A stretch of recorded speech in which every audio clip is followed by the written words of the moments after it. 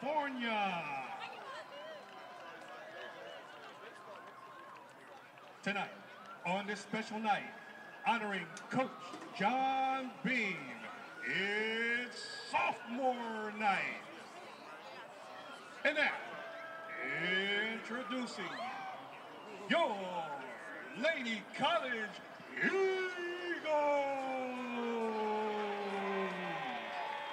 And running back number 6, Simeon Mala.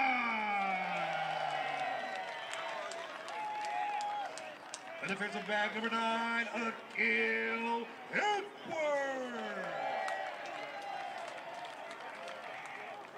Quarterback number 10, Trayon Paul.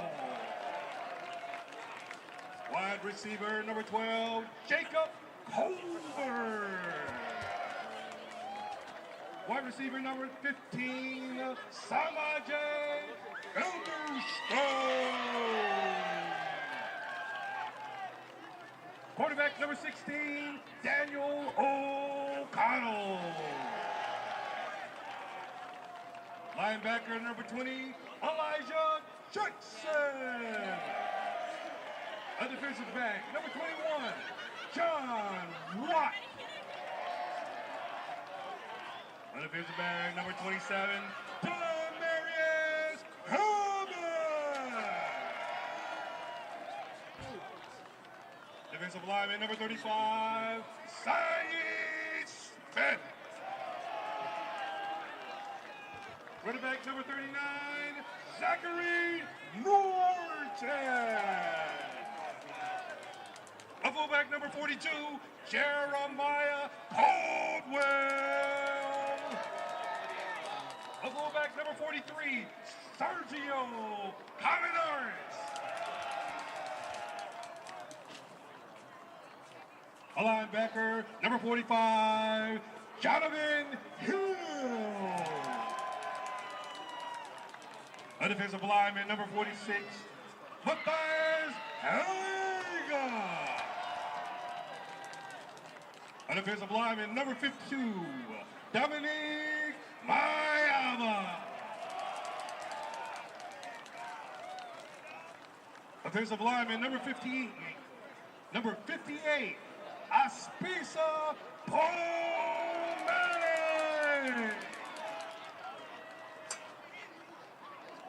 Offensive lineman number 74, Andre Royster. The tight end number 82, Peyton Corbin. The wide receiver number 84, Malik Elston. A punter number 89, Jin Young Tay. Your kicker punter, number 91, Billy Hewitt.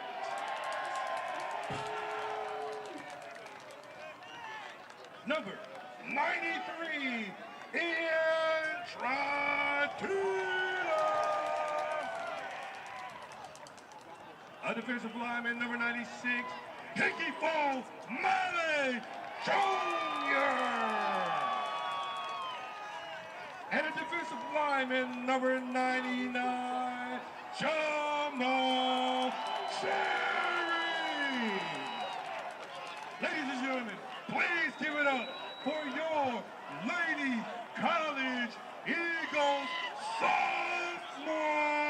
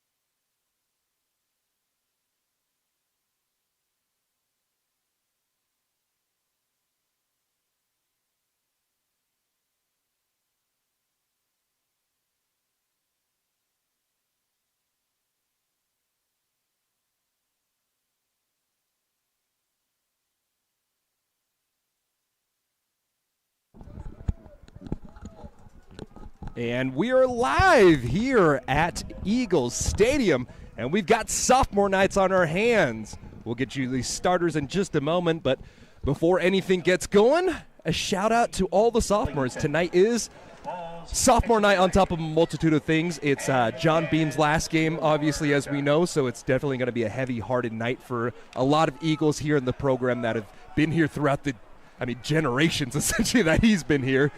And we've got a fun one on our hands between the number 3 team in the 3C2A taking on the Laney Eagles, trying to find some juice on sophomore night. Eddie Hurd joining me on color. My name's Max Agrest, bringing you the coverage tonight as we get our game going in just a moment. Laney Eagles won the toss, and they deferred. So the first thing we're going to get to see is Dominic Ingracias in this offense after at kickoff here. Billy Hewitt ready to boot things away. Mahasan, one of the deep men back there for College of San Mateo. And the 7 p.m. kickoff starts off with a little squid kick down to the 15-yard line. Returning it in between the hash marks, has a lane out to the seam, and a terrific return for the Bulldogs to get this one started. That return brings them all the way down to the 30. No, let's see where they spot this one at. Bring it all the way down to the 39-yard line. And that is where we'll get to see this freshman quarterback, Dominic Ingracias. So, Ingracia was a freshman out of San Marin High School, a 3-star recruit out of high school, had an offer from Utah Tech, decided to come over to College of San Mateo. Came here actually as a gray shirt, but due to the injury issues that happened early in the year, he had to step up a couple games into the year. And, I mean, he's done a good job. 888 passing yards, 9 touchdowns, 2 interceptions. But as the handoff goes to the right-hand side, cutting it back, some space along the near sideline, top of the numbers out to the 40-yard line, finds the sideline out of bounds at the 30. A massive run on the play, and that one will be a 31-plus yard run to start the game. And as I was talking about just a moment ago before Lolo Mateo took that run straight from my mouth, he is an absolute beast. One of the top leading rushers in the 3C2A, 8th in terms of rushes, 7th in terms of yards, 2nd in terms of touchdowns. This is definitely a run-first offense, and expect to see that. And now as Ingracia lines up, going right to left in the white tops, white bottoms with the white helmets, and a quick pass to the far-hand side. And the 5-yard dig route is good for 6. Pass completed to Riley Long, number 7.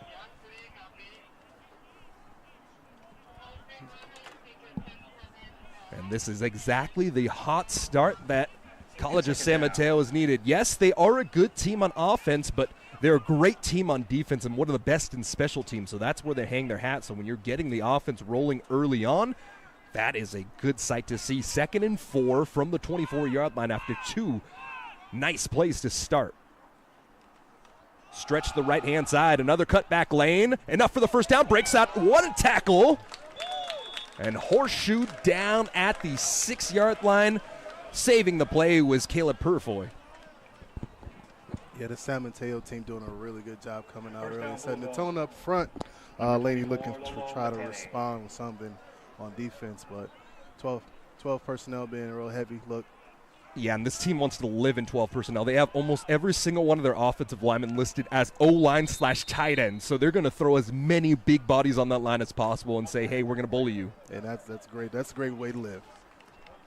And so an early stoppage in the play will bring a stoppage for us as well. So at the 13-11 mark here in the first quarter, we have a timeout. And thank you for joining us tonight on this lovely Friday evening. And actually, they're back on the field. We don't even have time for a timeout. I thought we saw a timeout, but I think they were just fixing something. So we got 30-second timeout in football now? Yeah, exactly. It is basketball season, so maybe the refs are getting their feet wet in that regard. Mateo is in the backfield in that 12 personnel once more. Working at the pistol, reverse handoff, straight up the middle, stutter steps and drives his way in. Lolo Mateo, 6-yard rushing touchdown to start the game. And that's exactly what the doctor called for if you're the team in white tonight. Have an explosive run of 30-plus yards, get your quarterback a little warmed up with a little quick pass underneath, and then cap it off with your big bell cow back. but doing a good job keeping the Laney defense off balance as well with the type of running we saw. We saw a combination of some zone schemes and a little bit of gap scheme, getting some pullers out. And now an opportunity to see the freshman from Irvine, Dieter Kelly. Snap is off, the hold is down, the kick is up perfectly, splits the PATs, and he has now only missed one PAT on the year, a big leg, and we might see that throughout this game. So we've got to get our scoreboards fixed up just a little bit here. And Eddie, talk about just some of what you've seen from this Laney team so far this year. What we see is a Laney team that struggled early to try to find their identity on the row. We saw quite a few switches at quarterback throughout the year, just trying to find the right guy to get this offense moving. As of late, we've kind of seen Dre and Paul come on early as a guy who can get the ball down the field, pushing it, and run the ball as well. But we know Laney to be a run-first team and wanted to put the ball on the ground behind an offensive line that has had its moments where we've seen them look really, really good, and some injuries have plagued them as well. Of course, not the season that you will want to see, but this team does return a lot of talent, and we'll be looking forward to seeing how they move forward, unfortunately without Coach Beam next year. Yeah, it's going to be a definite different sight to see as the return is taken from the goal line and taken out here. Between the hash marks, there's some space to work with. Cuts it out to the left-hand side, driving past the 25-yard line. And the return will be brought out to the 26 as we get this started here for the first offensive drive for Laney. So a great start for College of San Mateo. And now let's see what Dreyon Paul has to offer. This team has had his highs and has had his lows. A really rough play against Diablo Valley College last time around. So let's see if Dreyon Paul can learn from his mistakes as a sophomore would typically do and come out here to showcase his talent once more.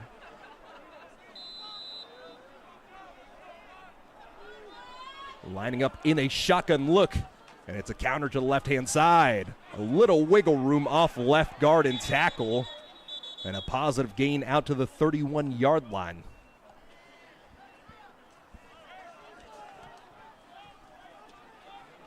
One thing I do love about Laney College football is you got a fullback back there. As a guy that played a little bit of fullback in high school, you got to feel good for some of these teams. For those tweener guys. Absolutely. Those tweener guys, I mean, the fullback Jeremiah Caldwell has played every single position on the offensive line, so seeing him be able to line up as a skill position is always nice. And a go route down the near-hand side. Hand fighting and no call on the play. That's a good-looking idea to start the game, though. You got such a talented 6'4" wide receiver on the outside in J.P. Zamora. So you got to give him his opportunities to shine, right? Oh, yeah. We know that a real strength of this Laney offense has been the receiving core. Just trying to find more conventional ways to get those guys the football in some space and try to create some plays, especially when you're looking to help out this run game, especially early on. Yeah, exactly. You have so many dynamic receivers, but it's just been a tough sledding time trying to get the ball to them throughout this year. And it's actually Zachary Norton in the backfield now. Jet sweep motion, a high snap, and they will give it over to Norton. And Norton had nowhere to go on that play. Tackle for a loss of 3 just dysfunction from the get-go is how that one starts. High snap, running the ball on 3rd and 6. Laney just trying to find their footing, I guess.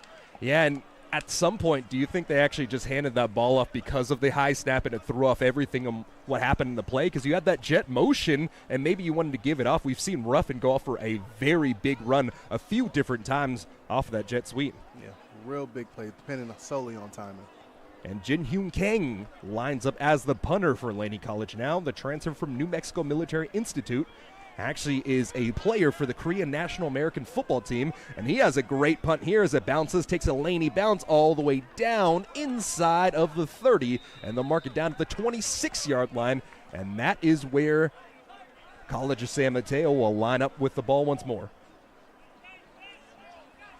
A successful opening drive.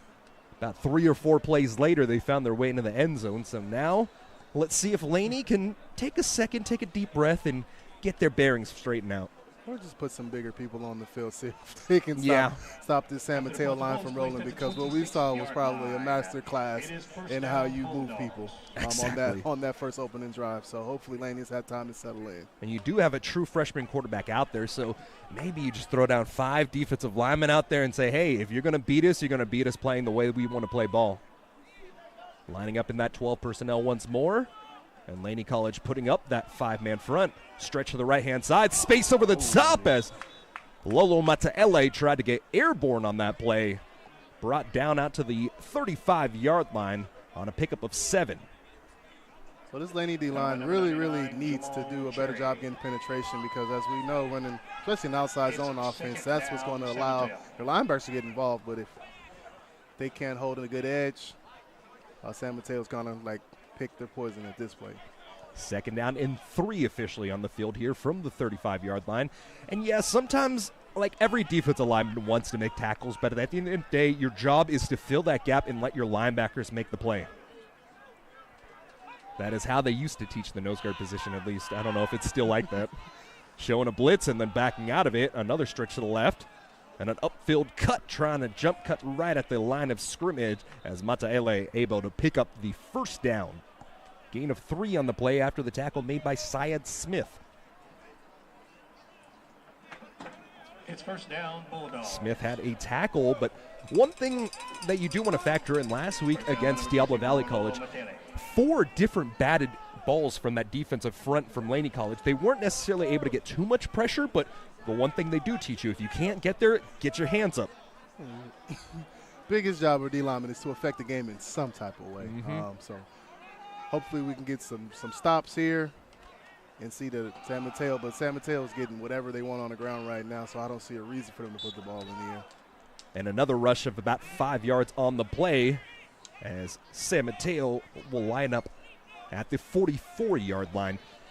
And the one thing I do love over the top with guys like Gavin O'Leary and Roman Gates for Laney College is it doesn't really matter the situation that you're in. They're trying to lay as hard of a hit as possible.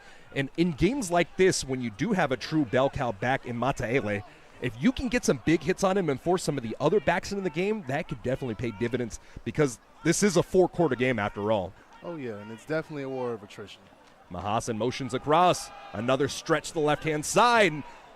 Tackled in the backfield, nearly a positive gain of 5 on the play, but a flag comes in as there was a massive hold on the outside. Marlon Purfoy got the contact, nearly made the tackle for loss, but at the end of the day, you'll take it, a 10-yard penalty.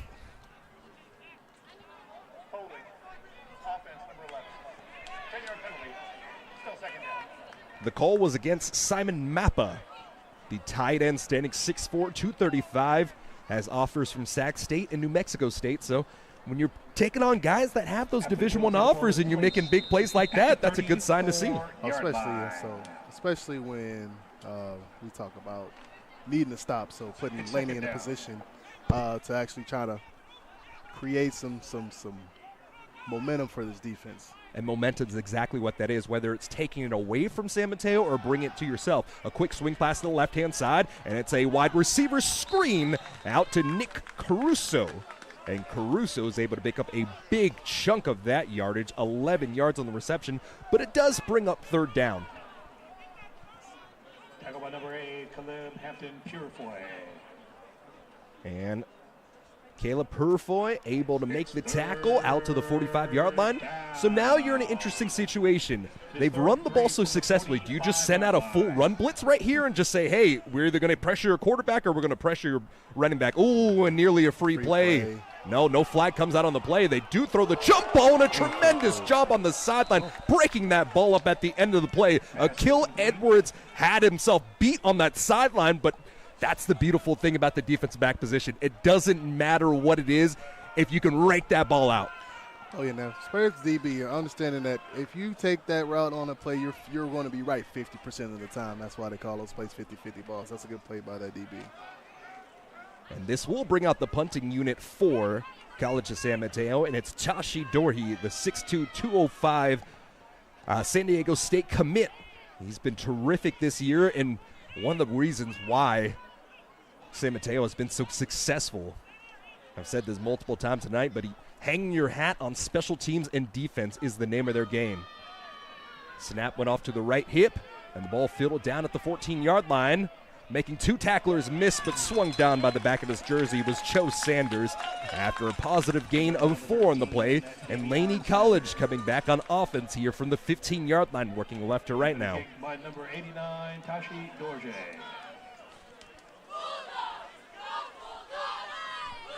And one of the interesting things when College of San Mateo plays, they have a full cheerleading team. One of the few teams in the 3C2A that does, so that's why you can hear it over a field mic. That's something you do not see every weekend in the CC3A.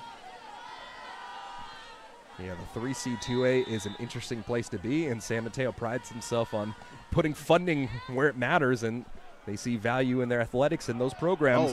Wide open, and Zamora catching out to the 40-yard line. Out to the sideline, 20-yard line, 10-yard line. Doesn't he have enough juice to get it? And he does. Just like that, Laney College answers on their very first play. A blown coverage by San Mateo leads to a massive touchdown. 85-yard touchdown off the arm of Dreyon Paul to J.P. Zamora. And the game is 1 point away from being tied here. 7-6 after the rip.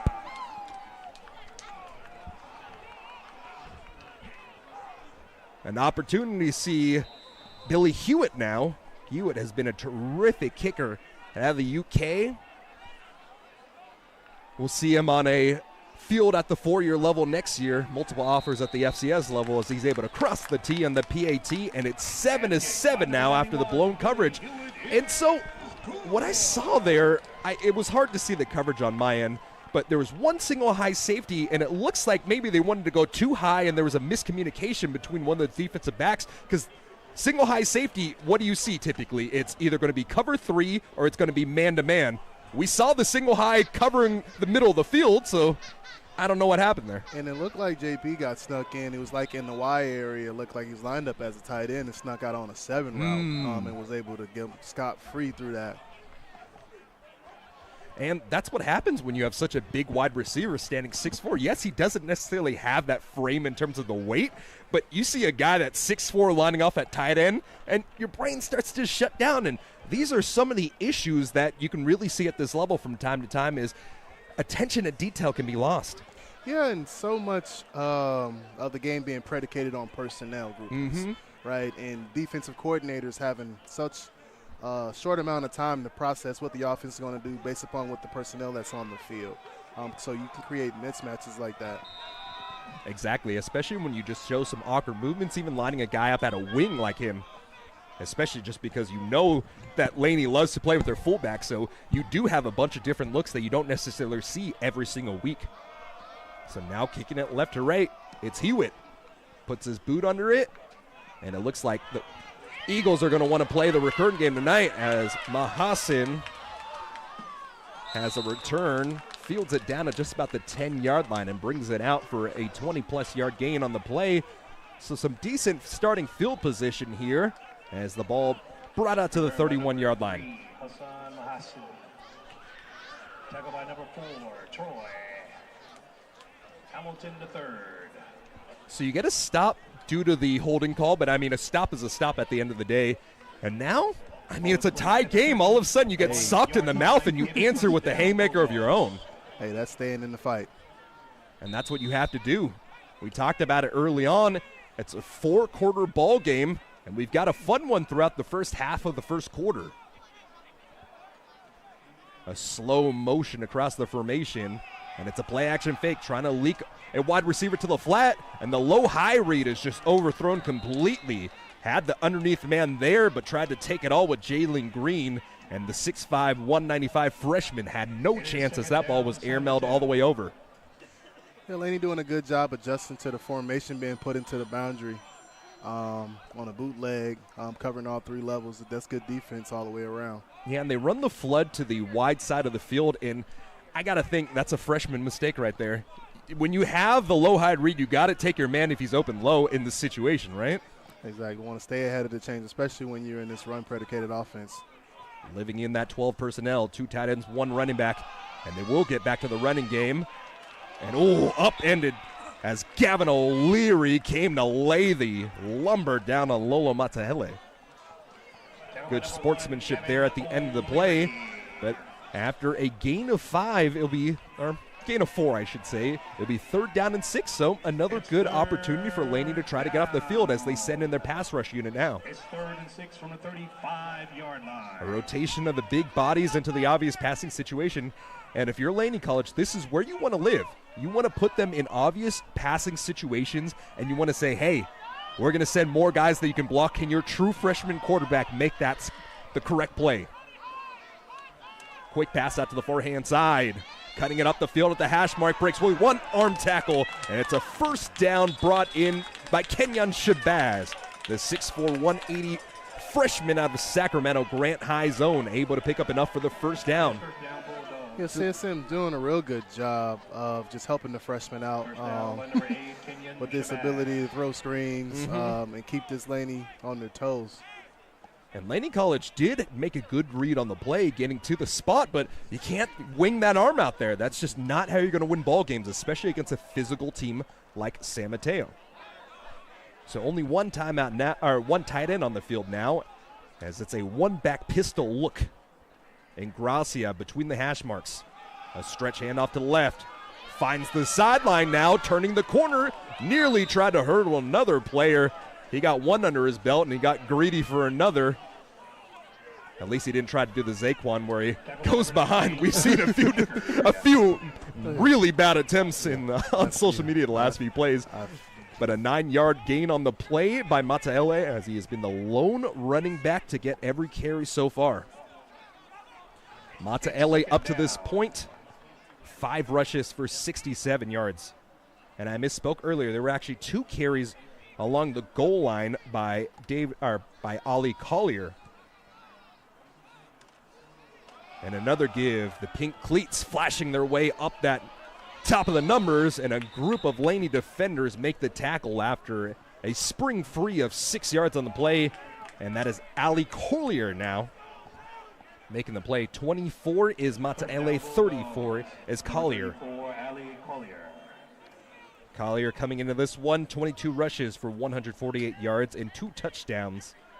He had 8 rushes for 74 yards against San Joaquin Delta College last week.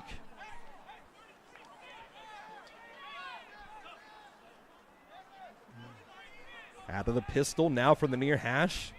And Gracia scanning the defense, single high safety look. The motion Shabazz into the right side of the line. Use him as an extra blocker. Sprint to the right. And a terrific read there by number 27.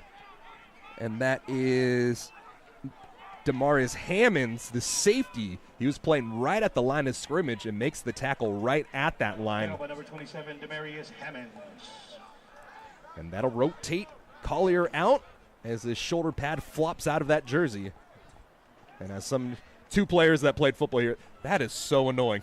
Trying to get your shoulder pads inside of those tight jerseys. Yeah, especially as a D lineman, you putting that thing back in after every play almost. Yeah, exactly. Holding what? A pass this time. Quick go route down the far sideline. And an even man race along that side. And terrific coverage by Akil Edwards. They tested Edwards a couple times tonight, and he's answered the call. 7-7 our score here with 3:42 remaining in the first. And now, behind the chains, it's 3rd down and 10. Obvious passing situation. And now if you don't throw an arm tackle out there and you lay a shoulder into a man, maybe you could get a stop here. Right. So just generate some type of a pass rush. Like I said, want to put as many bodies in this freshman's face as you can, and it'll like him put the ball down the field to beat you. It's kind of where Laney needs to live. 3 receivers split out to the near hand side. And it's another single high look for Laney College on defense. Out of the pistol. And Gracia with the 3-step drop. Standing in the near side of the field. Has a man open across the middle. Out to the 30-yard line. Out to the sideline.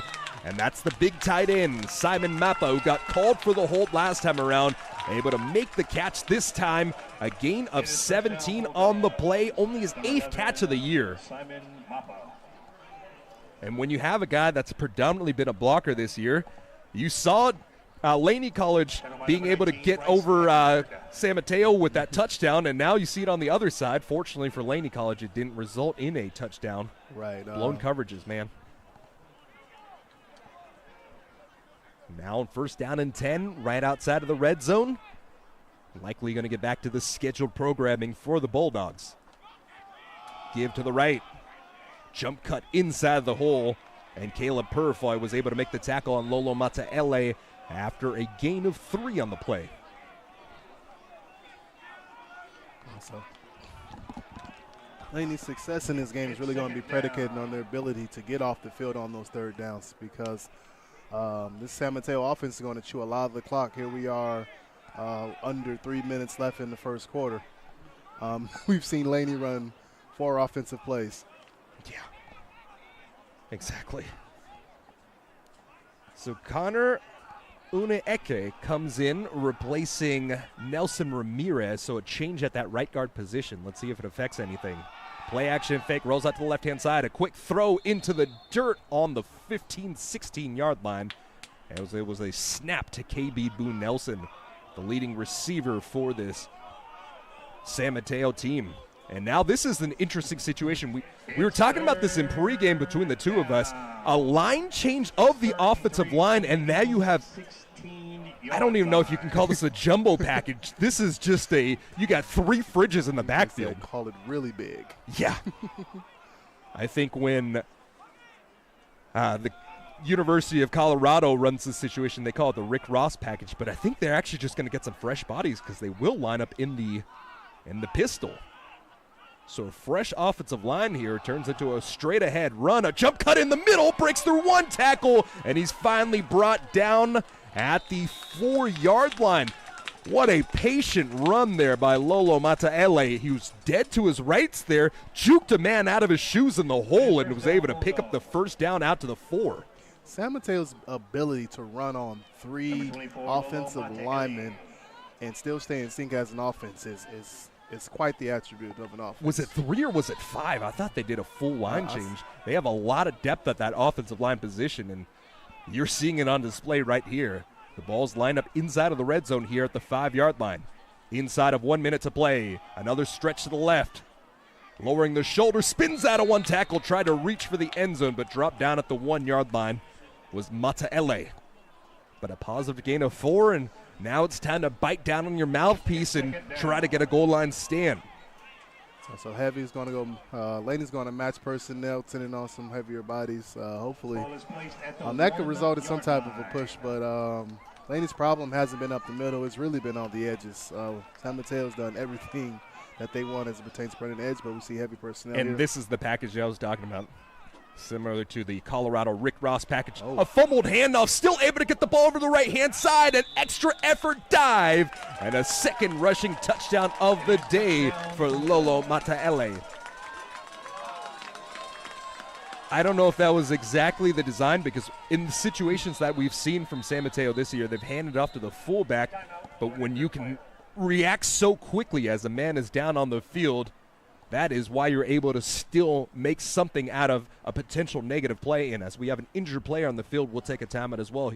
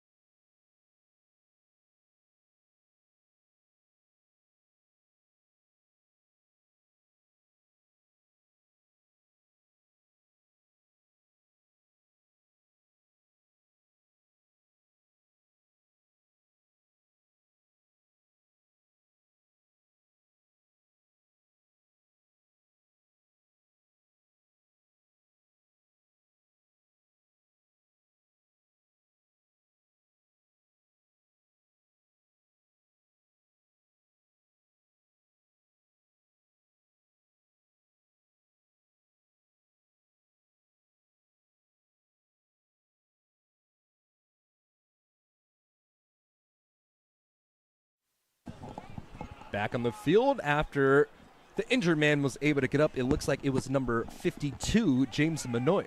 He has a rushing touchdown on his name. He's listed as the center, but also lines up at that fullback position in the heavy personnel. Snap is off, the hold is down, the kick is up, and the PAT is good for Dieter Kelly. So Dieter Kelly's PAT at the 13-second mark here in this first quarter of play turns into a 14-7 lead. Laney College, like you said, ran four offensive plays. I'm mistaken. It was a 3-and-out to start the game, and then it was that J.P. Zamora 85-yard touchdown. So I don't know how many times you're going to get San Mateo to fall asleep, but I think you've got to get creative, and I think you've got to really empty out the playbook.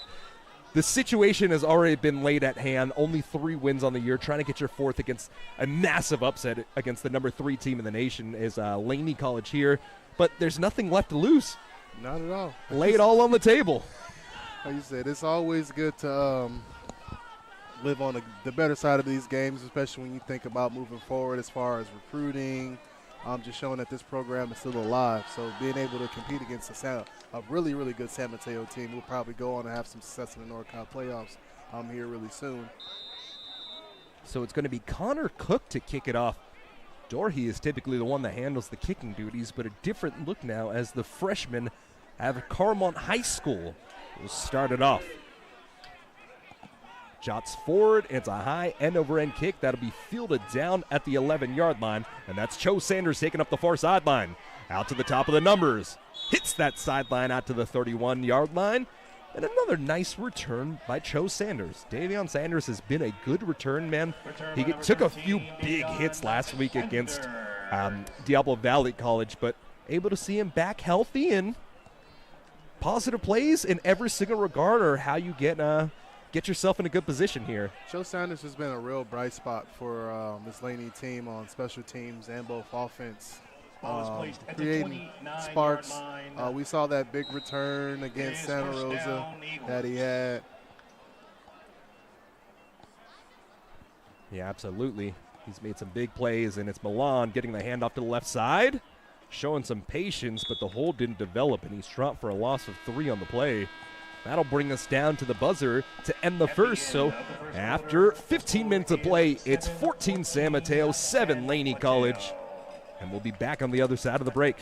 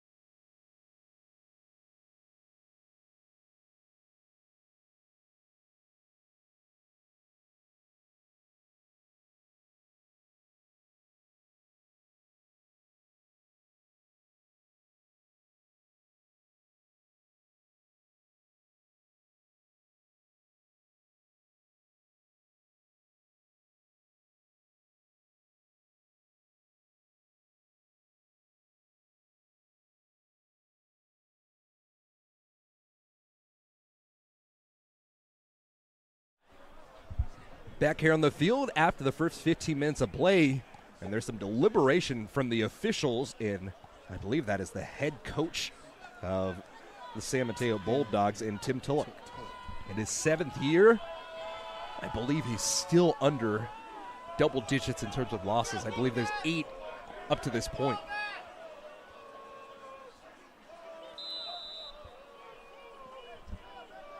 So the score is 14-7 here.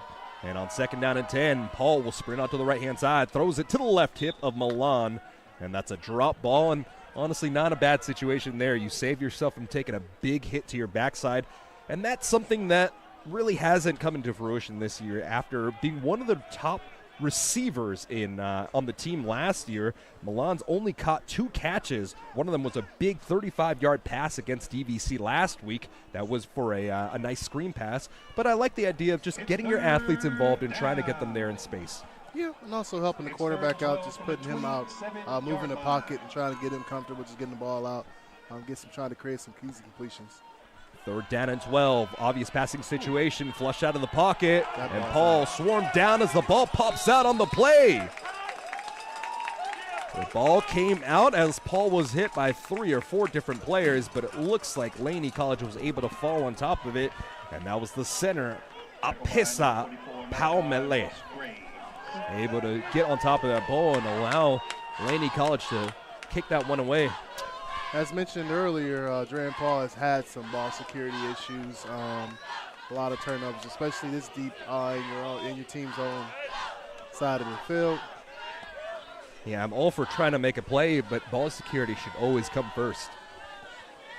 I believe that was John Gayer, one of the men coming out there to make the play, nearly getting the block, but a terrific job, able to get the ball out. It takes a Laney College bounce down to the 36-yard line. The returner nearly touched it as Mahasan was forced to retreat. And a good job by them at the end of the play. And the ball will be spotted down to the 37-yard line. And this is where we'll get to see this offense for the first time here in the second. One successful drive to start the game after a massive run from Lolo Mataele. And another one capped off. 2 touchdowns tonight for Lolo Mataele.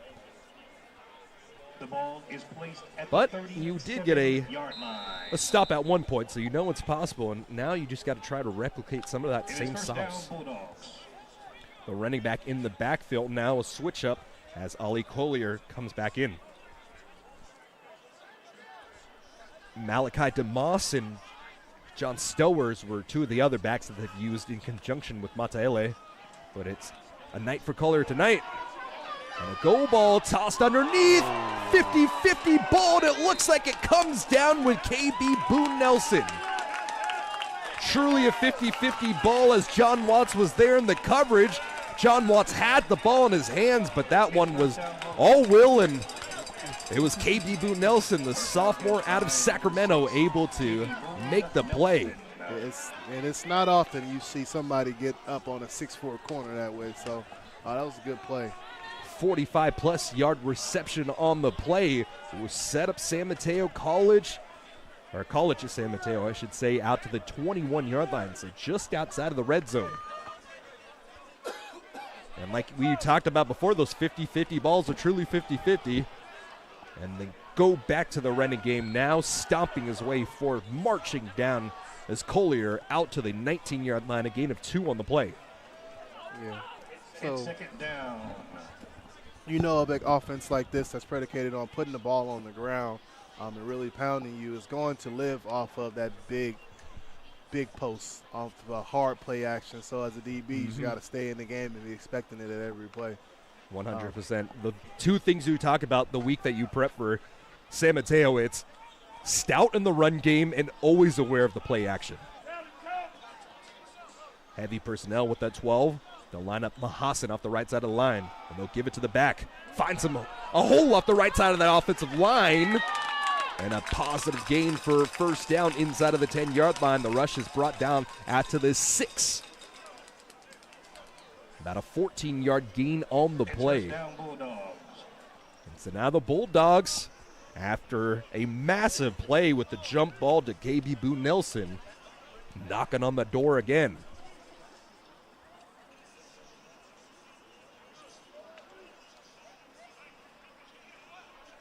Two tight ends line up off that left side of the offensive line.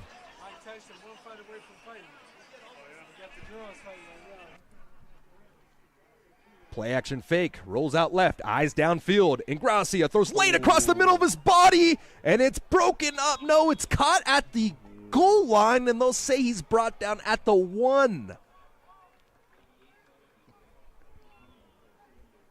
88 was what I'm hearing as the receiver, and that is John Williams. So Williams listed as an offensive lineman / tight end. We've seen him predominantly as a offensive lineman, but there he bails out his freshman quarterback. So now it's second down and goal from the 1-yard line. And with the rushing game the way it's been going tonight, all eyes are on number 34 in the backfield and Ollie Collier. And San Mateo likes to take a timeout to talk about it before the play, and that'll send us to a timeout as well. 14-7 the score here. San Mateo with the advantage, knocking on the doorstep, trying to pin on 6 more.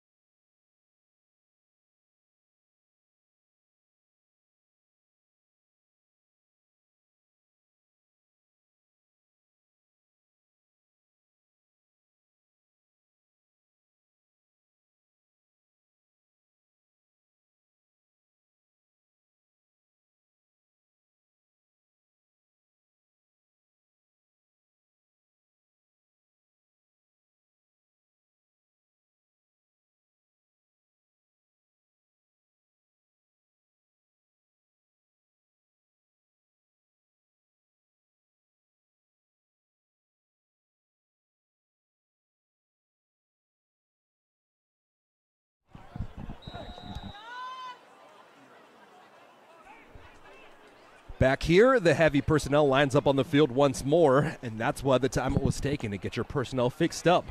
Fumbled the handoff at the goal line last time around. It's a handoff to the back, and off the right side of the offensive line, it's another touchdown. It is touchdown Bulldogs. I believe they snuck in Lolo Mateo into that backfield to take the carry for the touchdown, and if that's true, that's his 3rd of the night. So a touchdown on the play, and Lolo Mateo gets his 3rd. Stole one right out of the breadbasket of Alec Collier there. And now it's Dieter Kelly for the 3rd time tonight. Snap is off, the hold is down, the kick is up. Able to cross the T on the PAT, and just like that, 21, San Mateo, 7, Laney College. Obviously, the defense has struggled a bit tonight against the physicality of what San Mateo has brought to offer, but what do you change offensively here? Obviously, and you can't put yourself in obvious passing situations, so do you elect to try to run the ball early, or do you go ahead and try to work in that passing game early? I mean, we've seen Coach Beam in the Laney offense kind of snap into 2-minute mode in the later halves of game. Moving the tempo, just getting quick passes out, getting the athletes in space. That's something that has been really successful for them. So just probably an increase in tempo. Yeah, I completely agree. I mean, that's exactly what we've seen when they've struggled against other teams, like against City College of San Francisco, I should say. Not the best showing by Laney College, but when they were able to up that tempo a little bit, they did see a little bit of a spark. It didn't even matter who the quarterback was. You had 2 different quarterbacks playing there, and they both had some success. Cook, high end-over-end kick. And this one fielded by Sanders once again. Sanders from that far hash mark. And a very stout play made by the special teams of the Bulldogs as the ball's brought down. And they'll say he's knee touchdown to the 23. Return by number 13, Davion Sanders. So Davion Sanders doing a good job in the return game continually, but now the offense has to find their groove. The one score for Laney College came off a blown coverage where J.P. Zamora was able to take it on the very first play of the drive, 85 yards down the field for the score. And now it's Zachary Norton in the backfield alongside Drayon Paul. Let's see what they have to offer here. 2 receivers to the near-hand side. And the chest high snap, and it's a quarterback draw. I don't know if it's by design as he was yanked down by his neck. Let's see if there's going to be any call on the play. But they're going to say it's a clean tackle made, so a sack as Paul is taken down for a loss of 6. Oh, yeah, that San Mateo D-line did a great job of getting up the field and closing that pocket on Dre, and he had very little time to try to make a decision what to do with that football. Down, when 3 of your top defensive linemen have Division I offers already, you know you're a good unit. Okaka came out of high school with 17-plus offers. One of the leaders in sacks, and John Gayer, second in sacks, picked up an offer to my Aggies up there at UC Davis. Big matchup for the Aggies next week. Handoff off the right side, and it's Ruffin on the jet sweep. Finds the sideline, makes one tackler miss out to the 40-yard line as he veers over a defender out of bounds out to the 40-yard line. And a massive play there on second down and long. And that is maybe some of what we saw before. Earlier in the game, there was a high snap as Ruffin came across the formation, and the UC Davis bounce back here comes up with the big play.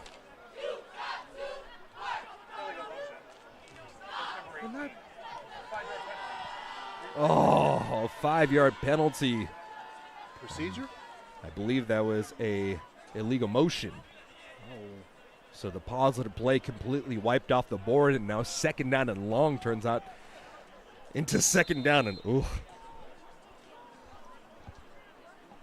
21-7 our score here. 10 minutes counting down. And in this situation, I got to believe some quick passes or maybe a run. After the penalty, the ball is placed at the 13-yard line. You just got to get yourself in a situation when you can even attempt to get a third down conversion. Oh, and a massive blow here as helmets fly off. Zachary Norton making a big play as middle linebacker Malachi Teo has to come out after the play. Zachary Norton. So, yeah. Laney cannot continue to live in places where they have running the ball into the teeth of this very stout College of San Mateo defensive line.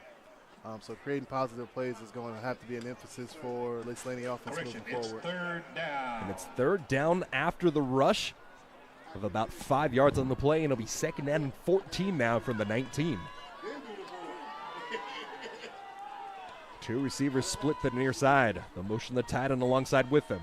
It's a three-step drop, standing tall, throws the middle, and it's intercepted out to the 25-yard line, finds the sideline to the 10, spins out of one tackle, out to the 5, tackled down inside the 5-yard line. The free safety, Kalen Woods, had his eyes on that ball the entire way, trying to fit a ball into the middle of that defense, and it clamps down as the Bulldogs take a big bite out of the play, and they get the interception down to the 5-yard line. A 20-yard interception return by the 6'3", 190 sophomore out of Fremont High School in Oakland. To have a homecoming, why don't you? Make a big play in front of your family.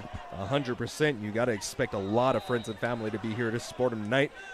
Redshirted over at New Mexico, and as the staff changed, decided to come back here and picked up a Fresno State offer pretty recently, so you can see why Fresno State wants such a dynamic athlete as him. Had the luxury of coaching against that kid in high school, and he was a good player then, so it's good to see that he's still around making plays. 100%. And Grassi out of the pistol. It's a stretch to Collier, and Collier stays on his feet. Third, fourth effort, and he's in.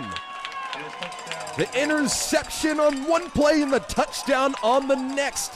6-yard rushing touchdown, and it's somebody different this time around. Allie Collier able to get the carry, making it 27-7.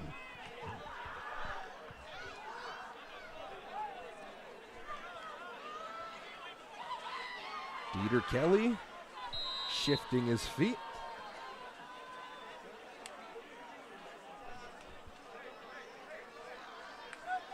Snap is down. The hold is down. The kick is up. And just like that, in a blink of an eye, 28-7. And a kick by number 91, Dieter Kelly is good. The one thing you cannot do is turn the ball over, and there's two cardinal sins to the quarterback position. You can't throw late and across the middle of across your body, and you can't throw late high over the middle. If it involves anything being late and over the middle, good things do not happen. And we've heard that adage as long as football has been a thing. To be fair, it wasn't that late. The read was there, but just a better read by the safety over the top. And Kalen Woods sets up the score, capitalized one play later. So now at this point, you're down 21 with 9 minutes remaining in the second. There's still a lot of time to play, but I think you might have to try to manufacture some extra plays with that hurry-up offense now. Yeah. So whatever you can do especially as an offense, to just kind of stay ahead of the chains, right? Especially in a situation where we see a quarterback who's struggling to possess the ball. So getting the ball out early, getting him out on edges, trying to get real active in the screen game. And this kick will be returnable once more. Davion Sanders takes it from the 10-yard line. Out to the bottom of the numbers, and he's tackled down to the 33. Return by number 13. A 23-yard return on the play by Cho Sanders. And Coach Hag, you've got a lot ahead of you, but I think what you have to do is just give your quarterback some easy reads and try to just pick up the pace. Right. And as we look up, like the score, the time that we kind of have left in this game, you want to need to get those extra possessions in the second half. So however quick you can move down the field and get a score in hill is going to benefit you when you come out of halftime. Samora is lined up at that right up back position, so maybe trying to sneak it out once more. They motion Featherstone across the formation. They hand it over to Norton. Norton does a tornado through 2-3 different tacklers, and he's able to bring the ball out to the 38-yard line.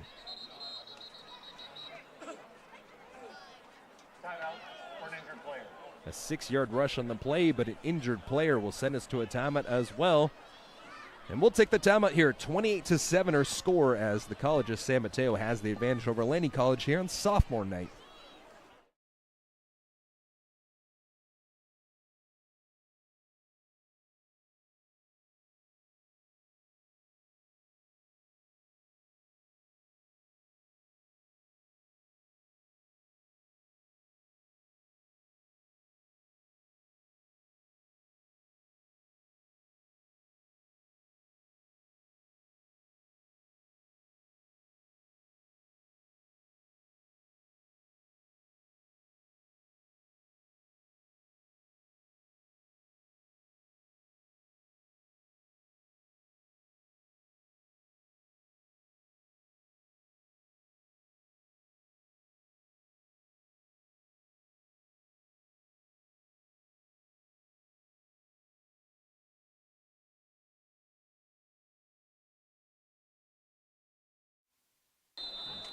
Zachary Norton, the starting running back, able to get off on his own power, so that's good to see. And the motion Featherstone across the formation here.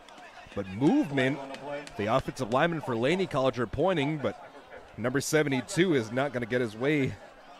It is Masi Manuma, the freshman out of Desert Pines in San Jose, will be called for the false start. Masi has an offer coming into this one. New Mexico Highlands, one of the better Division II programs. We're looking at the 6'3", 280-pound freshman. So the positive play on the run moves them all the way back. Now it's 2nd down and 10. Featherstone's getting a lot of action here in this motion as he moves left to right. Handoff up the middle. And Milan shoots himself out of a cannon. A good gain for 9 on the play. And Milan we've seen him be a patient runner this year, but that time he said, hey, I'm just going to lean head forward and just be a raging bull. And that's really good to see as he returns. I think he was a 1,000-yard rusher last year. One of the better, more patient, experienced backs that Laney has. So really getting them involved in this game is really going to be a key to how much success they can have. All conference Region 1 first-team running back, led the Big 6 conference in rushing last year.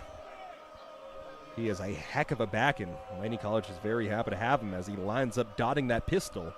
Trayon Paul, head high snap, handoff right side, trying to show the patience, but there was no lane to be developed on the right side on the stretch. You said you can't run into the teeth of the defense, trying to run the stretch, but now it's 4th down and about 4 at the 30, or pardon me, it's the 40-yard line after the loss of 2 on the play. Are you in a situation to go for it yet? Like we said, this team has not a lot to lose. It's 4th and 2 from the 41. Looks like the offense is staying. And I think, yeah, that's a good idea. Take the timeout. You have them. Use them. You're in a bad situation. Might as well talk about it. And we'll actually keep it here during the break to talk about some of this. So from the quarterback play, I think some of these routes are starting to just – you're trying to throw a little too deep down the field because you want a big play in this situation. You feel like that's going to spark you up. But I think what you need to do is just get really efficient. Maybe get into some of those West Coast routes that you can see as you have the personnel to run it. Quick passes here and there, a few 3, 4, 5 yards, and then the extra little passes into the flats will open up your running game inside, won't it? Oh, yeah. So you talk about this Laney offense and how they're predicated on the horizontal stretch. So that's running from sideline to sideline. We see a lot of fly sweep. And what that does is create a split flow between the linebackers and safeties having to rotate in coverage. What you see off of that is a lot of bootleg, being able to sneak people out in the flats. And that's where we've seen Milan being able to have some success in conflicting those linebackers into making the decision. So just seeing some passes off of that is what we would expect to be the next layer of that offensive scheme. And Drayon Paul has been the most effective when he is rolling out, when he has the opportunity to either run it or pass off that run. And the offense will come out here. Let's see what this offense has to handle. This ball spotted down at the 41-yard line, and it's 4th down and 2. 2 up backs out the left side. It's a quarterback keeper off the left, diving through, holds the ball firm there, and quarterback keeper just throwing 4 different lead blockers in front of you. A well-designed play to pick up the first down, and the drive stays alive. It's the reason that play has been around football for 100 years. Student body left. Yep. The old Lombardi days. But it's a little different nowadays. It's very interesting to see because now a lot of times you throw that up back and tight end and actually run that power, that sweep action with those guys so you can kind of run a stretch with your offensive lineman and just throw those 2 backs to essentially lead block. I mean, the game stays the same over 100 years, but it does evolve. Oh, yeah. We've definitely seen, especially the quarterback position, evolve in that time. Yeah. It's not 3 yards in a cloud of dust anymore. Pressure off the edge and just throws that ball over the top, nearly intercepted, but that ball was well thrown away. And honestly, sometimes the best play is to throw it away. The edge rusher, John Gayer, was able to come off without even getting touched by anybody, so a misplay on the offensive front there. Just a bad pickup and protection there. Drayon had literally no time after the run fake to even get his head up and try to find that receiver in space. But that's what you get from a sophomore quarterback. He's not going to make that play trying to force it when you're essentially getting nailed. Live to find another down, and that's exactly what Laney College will do here as it's 2nd down and 10 from the 46. Featherstone gets the ball on the handoff, puts his foot in the dirt and tries to get as much yardage as possible. You show it 4 different times. He finally handed off, but the defense was stout to it. They were keen to it. A good read there. And it's 3rd down and long once more, just like that. 5:40 counting down in the second. It's 28-7. And I think if you can make this anywhere within 4th down and 5, you'll likely see another 4th down attempt. But that would mean that this Laney offensive line is going to have to do a good job here in protection. Probably looks to see some type of scat protection, trying to give Drayon some type of a check down. Blitz coming off the left side. Drayon quick across the middle of the field, and it's a catch made by Jerry Ruffin.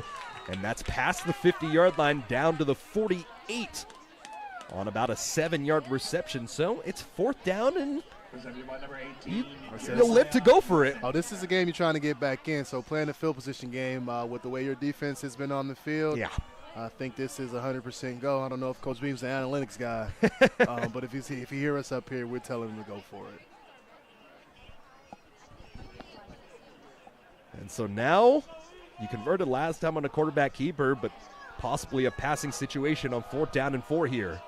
3-step drop, the blitz picked up, thrown to the forehand side, batted away into the hands of Davion Sanders.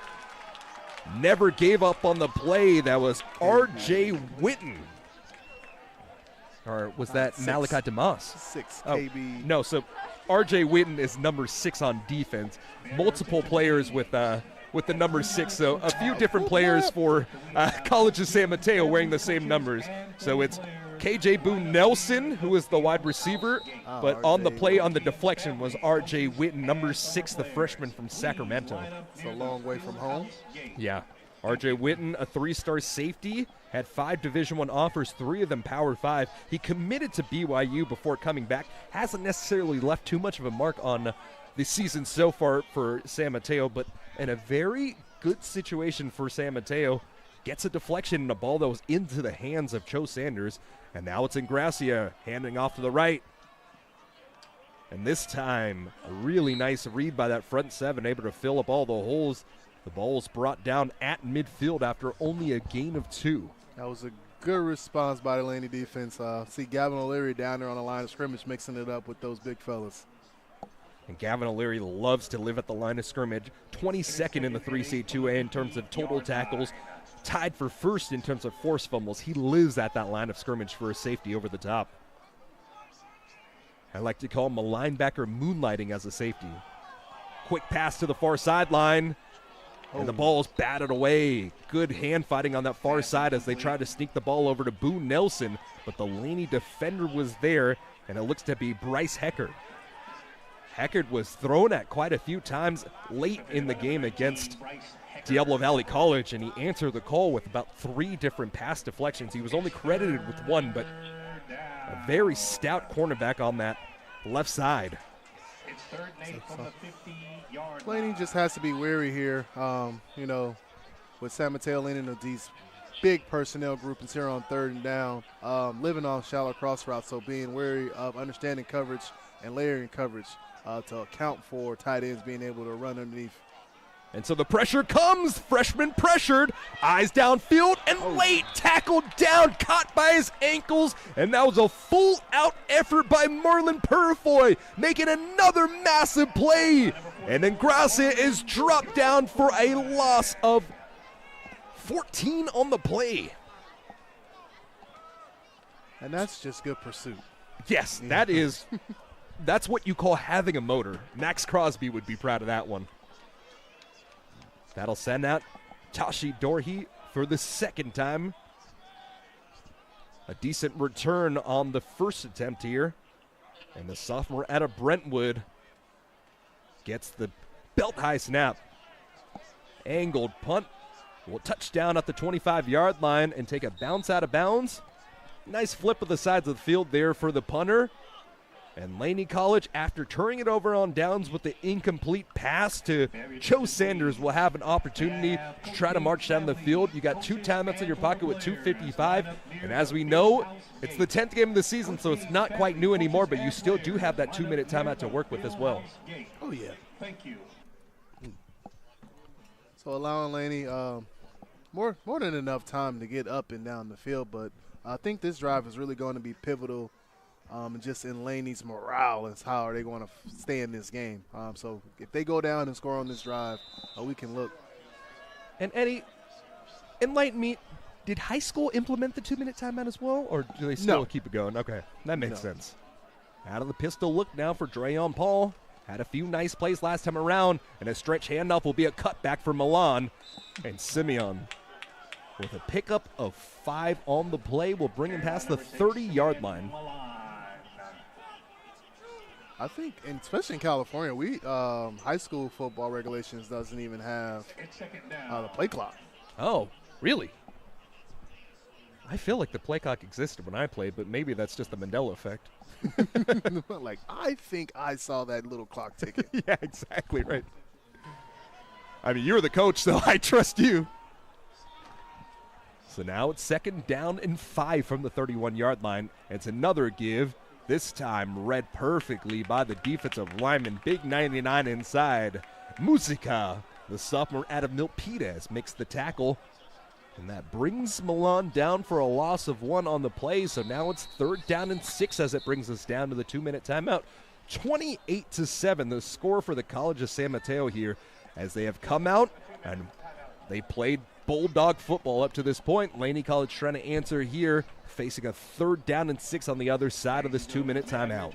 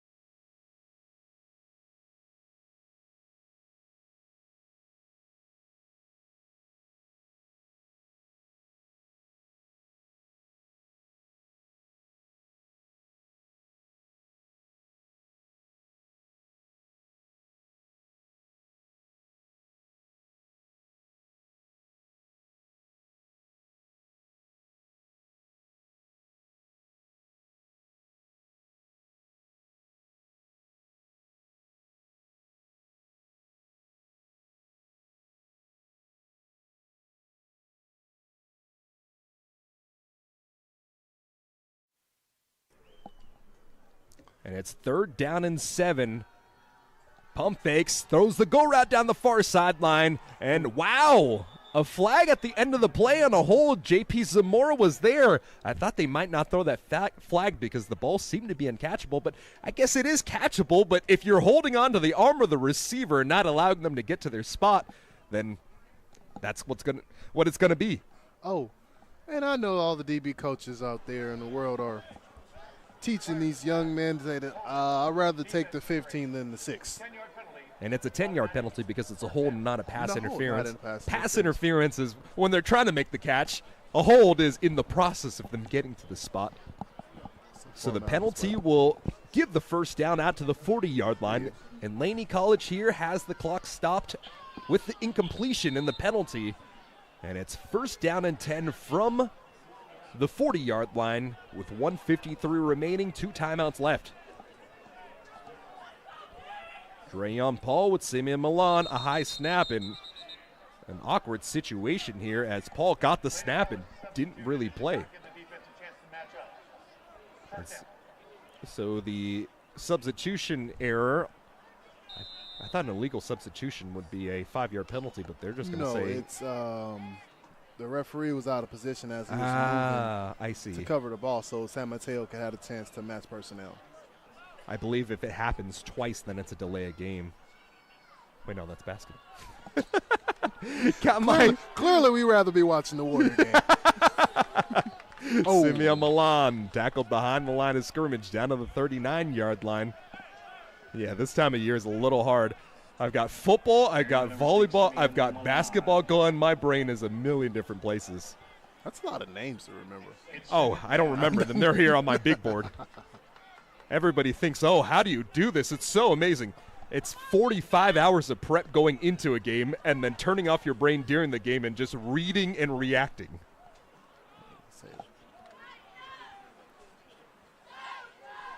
So, well, I guess as a former football player, I think, you spend 9 months preparing for a 2.5-month season. Yeah, exactly. That's just the nature of ball, but it's a sport we love so much. Drayon Paul stepping up the pocket. And Paul holds on to the ball as he makes a negative into a positive. A 3-yard gain on the play as Teo is able to make the tackle with 52 seconds remaining here. It'll be 3rd down. Oh, did San Mateo actually take the timeout? I thought that's what I heard from the. San Mateo calls a timeout there. I think they're trying to get this the ball back. They have 2 timeouts in their pocket as well. Since you can't take them with you. Yeah, absolutely. Even if you end up just giving a few more runs, get some more stats and try to get some of your guys into these all-league positions. I've always wondered how the all-league works. I believe it's coaches that vote on it. I think they all get together, and they don't all get together. This is the 21st century. They send an email with the email and exactly. Probably a Zoom link there if anybody wants to listen. Exactly. I think that's how that announcement goes, and then our beloved SID, Dave Silverstein, comes out and then writes the press report and then comes out and delivers the news. As somebody that was never near that point, I never had to worry about it. I thought I was pretty close. Yeah, had a successful career. I had one forced fumble and tore my shoulder and I was done. You went over to Oregon. I guess that was my consolation prize for not making all conference. Yeah, there you go. I'll take the D1 offer any day. After the timeout taken by College of San Mateo with 52.6 seconds remaining, they've got one left. Sprint out right. Paul fires toward that sideline, and Zamora turns the corner after making the 5-yard reception on the play, and it'll be 3rd down and 2 with 40 seconds remaining. Laney's hurrying up to the ball here on 4th down. They'll look towards the sideline. Would love to see a little more tempo here. Yeah. They do have 2 timeouts in their pocket, but in this precarious situation, I think you really just want to line up and try to get the first down before you make any bad decisions here. Out of the shotgun, they will snap it on 4th down. Stepping up, throwing the go route down the sideline, hand fighting, but nothing called. An incomplete pass trying to pass it over to Samaje Featherstone on that sideline. But now, 11.5 seconds remaining. San Mateo has 1 timeout, and their kicker has a long and of let me see exactly where it is. He's kicked a 52-yarder on the year, so this is an interesting place to be. Said if you can dial it up from 60, I think the coach might have had a little faith to get that one to him. So to get to that spot, it is going to be about the 35-yard line. So you have a timeout in your pocket here. Clock's going to stop on a first And down. clock does start inside of 2 minutes on a first down, so trying to get into field goal range. 3-step drop here, 9 seconds left. Rolling out right, using a lot of time as the freshman quarterback, and he overthrows his intended receiver. It was Ingracia eyeing down the field for Nico Caruso. And Caruso unable to get underneath that ball, and so there's 5 seconds left. Maybe you get a quick speed out, use 3 seconds and try to get the long field goal. I got to believe you want to try to send your kicker out there, right? I think this is going to be one of those drop back Hail Marys. Buy yourself some time and put it up as far as you can. 5 seconds not being a lot of time to get you in field goal range. And Laney College is lining up in man-to-man defense here. A single high safety look. The safety is deep. Oh, got a free play. Flag at the. Got a free. So we're going to get on time down. Oh, and nearly sacked in the backfield again, but now a sprint out to the far-hand side for running. Ingracia. Let's go down. Ingracia gets a block out to the far sideline 30 and steps out of bounds as the play clock goes to 0, but I believe we're going to get an untimed down on the other side of this.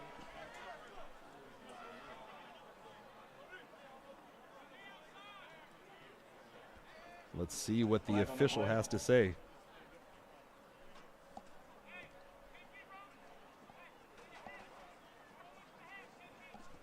Going to talk to head coach Tim Tilloch. Defense, 5-yard penalty. We'll have one untimed down. And so a 5-yard penalty will bring the ball inside of the 45-yard line, and another opportunity to get one more playoff here. After the penalty, the ball is placed at the Eagles' 43-yard line. So from the 43-yard line.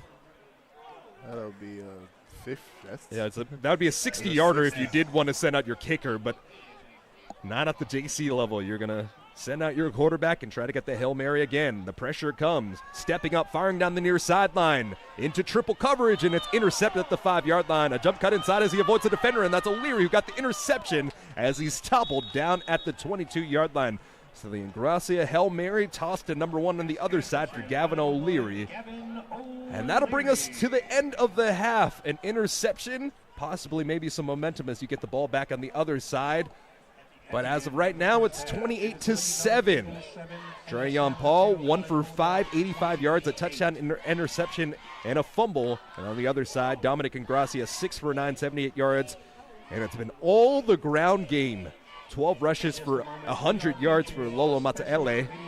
And he's got 3 touchdowns. And Ali Collier, 6 rushes for 32 yards. And he's got a touchdown. The only touchdown on the other side for Laney College, J.P. Zamora was able to rip off that 85-yarder. And that is the result of every single one of the passing yards of Dreyon Paul up to this point here. So with that, it'll send us to our halftime break. Unfortunately, we do not have the video, but they're going to do a nice little tribute to Coach Beam at the half.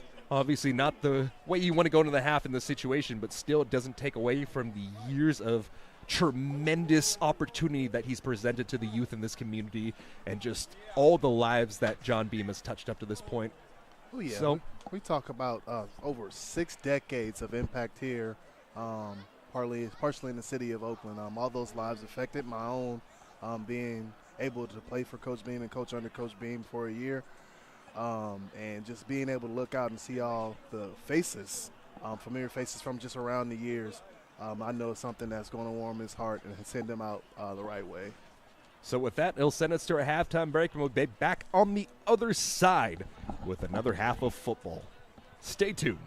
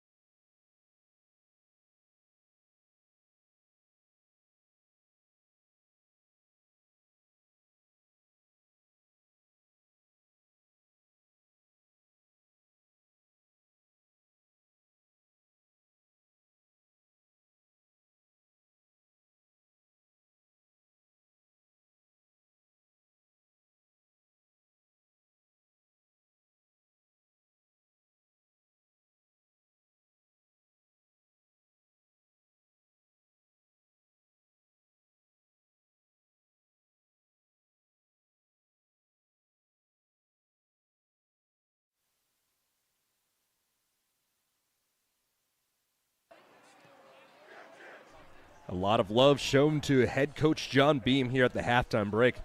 A video tribute after 45 years of tremendous coaching here at Laney College. And that chapter comes to an end as the score not in the favor of Laney College, but definitely a rally here in the second half as they're celebrating the long tenure of Coach Beam. Back here, just about ready to get the second half of play started. And we'll have some additional celebrations after it all. But we've still got another half of ball to be played. And Laney, despite trailing by 21 points at this point, 28-7, they are still going to be fighting until the very last whistle. Let's get you some stats as we update it right before. Dominic Ingracia, 6 for 12, 78 yards, and that interception on the Hail Mary to end the half. Dreyon Paul on the other side, 3 for 9, 98 yards, a touchdown and an interception, as well as a fumble that was recovered by Laney College. The rushing game has completely dominated in the favor of San Mateo. 13 rushes for 102 yards for Lolo Matale to pair along his 3 touchdowns. And Ali Collier as well, 6 carries for 32 yards and 1 touchdown. On the other side for Laney College, Zachary Norton, the leading rusher, with 12 yards on 4 carries. Simeon Milan, 6 carries for 8 yards. Had some positive plays with a 9-yard rush, but it's been the tackles for loss after the aggressive play from the front 7 of College's San Mateo that's really put them in a bad situation. And the kicker comes out to boot this one away. Tonight the duties have been handled by Connor Cook. And Joe Sanders has been the man to get all the returns up to this point. And this one will bounce out of bounds, so out to the 35-yard line. We'll get an opportunity to see this Laney College offense after some halftime adjustments. Eddie Hurd Max Agrest joined by Eddie Hurd here as Eddie sprints back into the booth after, I'm sure, a very emotional halftime after being one of the players for Coach Beam, one of those 200-plus Division I players. Man, didn't see it that way. No. I was down there trying to convince him to give me a helmet. Trying to see it. I lost that ego after my 3rd year broadcasting. So, yeah, I can't do what these guys do anymore. Hey, when you can't do, you teach, right? And that's where you're coach. And so now it's first down and 10 from the 35-yard line, working right to left. Black tops, black bottoms with the black helmets. And throw into the flat, and it's caught by J.P. Zamora, and Zamora tries to go airborne, flocking like an eagle. Tackled down after a gain of 9, and Zamora's been a bright spot on this offense. Now 3 catches, and I believe he is above the 100 mark. Yeah, that 9-yard gain will bring him over, or to the 100 mark. So 3 catches for 100 yards and a touchdown for the 6'3" wide receiver out of Washington. And that came off that split fold action that we saw a lot of in the first half. So just good to see Laney coming out, put some emphasis on throwing the ball a little bit. And Samaje Featherstone will come out in the jet motion. And some nice running there to be able to pick up the first down.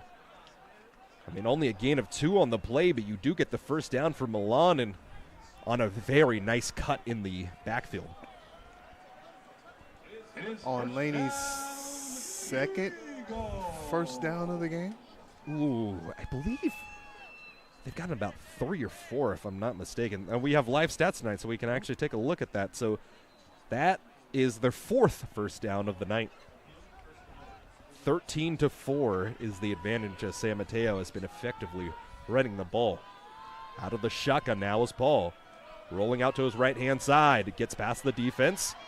Oh. And Dreyon Paul lowers the non-throwing shoulder. Good to see him get up after a massive hit on the play as he was brought down out to the 49-yard line. A pickup of 3. Positive play.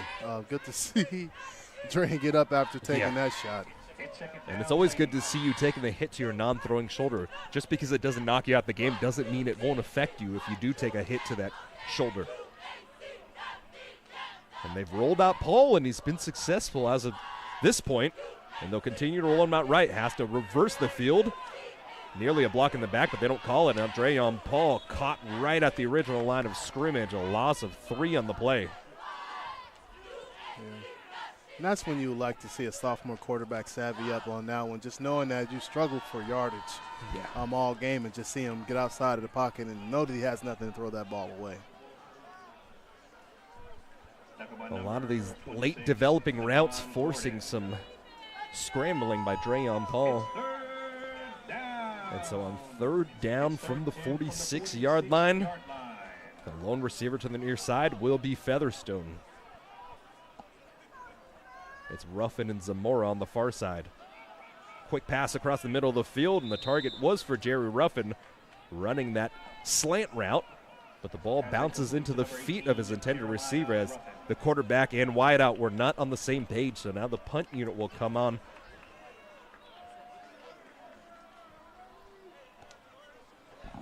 So far tonight, 86 yards of punting for this Laney unit.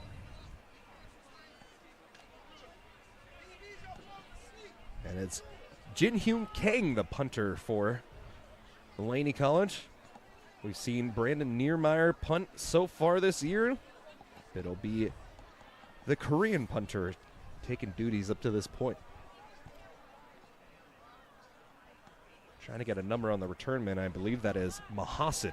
So high, winding punt forces Mahasan to retreat all the way back to the 10-yard line as he brings it back to the near side, trying to reverse the field again, and he's snuffed out inside of the 5-yard line. A terrific job covering on special teams. Mahasan, no, out of Sarah. Yeah, Mahasan. The missile, I believe they used to call him. Oh, is that his nickname? Yeah. I see the flashbacks in your eyes right there. Really good player out of Sarah San Mateo. Went on, played a little bit, I think at San Diego State. Yeah, so he committed to San Diego State, redshirted there, and then transferred to the City College of San Francisco. But after Coach Collins left to take the job over at Diablo Valley College, transferred over here to College of San Mateo, and he's been doing a terrific job this year. Another run off the left-hand side to get us started, but a really good job scraping down that line of scrimmage. And the play was eventually made by Saeed Smith. So this is San Mateo roster is peppered with like a lot of prep stars. Oh, 100%. I mean, this is San Mateo is always going to get the name talent, and that's why it is so important to try to get some of those other guys, because you know if you're going to junior college, typically if you got a name underneath you, you're wearing that white uniform with the blue accents there. And another sprint on the left-hand side will be another positive gain. And it's Lolo Mata'ele continuing to feast on the night, picking up the first down. A flag is on the play, maybe either a hold. Extracurriculars behind the ball. So it won't be 15 yards because of the position on the field, but half the distance to the goal. When Laney College has had success tonight on defense, it's been predominantly because San Mateo has shot themselves in the foot in one way or another. I mean, for everything that is so good for what they do, penalties are one thing that this team has struggled with all year long. 87 yards penalty yardage per game. That lands them in the bottom half of the 3C2A. And in some games that we've seen this year, like against Diablo Valley College, for example, DVC played that one tough all the way through. But it was a lot of the penalties that really allowed DVC to really hang around. And we saw on, I believe it was 45 yards of penalties in 3 consecutive plays. And we know that this Laney defense has been on the field a lot this year, just with stagnation of the offense. So those penalties we know are just absolute killers when it comes to terms of like time of possession and how long this defense actually stays on the field, which also then turns into basically like we call that war of attrition. And the penalties doesn't matter there. Tony Hamilton comes up to clean it up at the end of the play as the lone safety in the middle of the field. But Lolo Mata'ele just showing that patience, got the reverse handoff, and the C opened up on the right side of that offensive line. Yeah, so Laney being forced into a lot of single high looks, just trying to get that extra defender, O'Leary, down into the box so they can have another tackler when trying to match the personnel with San Mateo. Motion the receiver inside, and it's another give. Nope, it's a play action fake thrown over the top. And terrific job for the third time tonight. Akil Edwards was beat on the play as it was Mahasin running down that near sideline, but didn't panic for 1 second. Waited for the ball to come. He knew it was coming because he had gotten beaten on the play, but slapped it out of the hands and forces the incomplete pass. Yeah, taking a good angle just to recover and get back in that play. Ball being slightly underthrown allowed him a window to get right back into it and get that break up. And so as we have an injured player on the field, that'll send us to our first timeout of this half. So 10:27 remaining, and it's San Mateo College with the ball. 28-7 is their lead.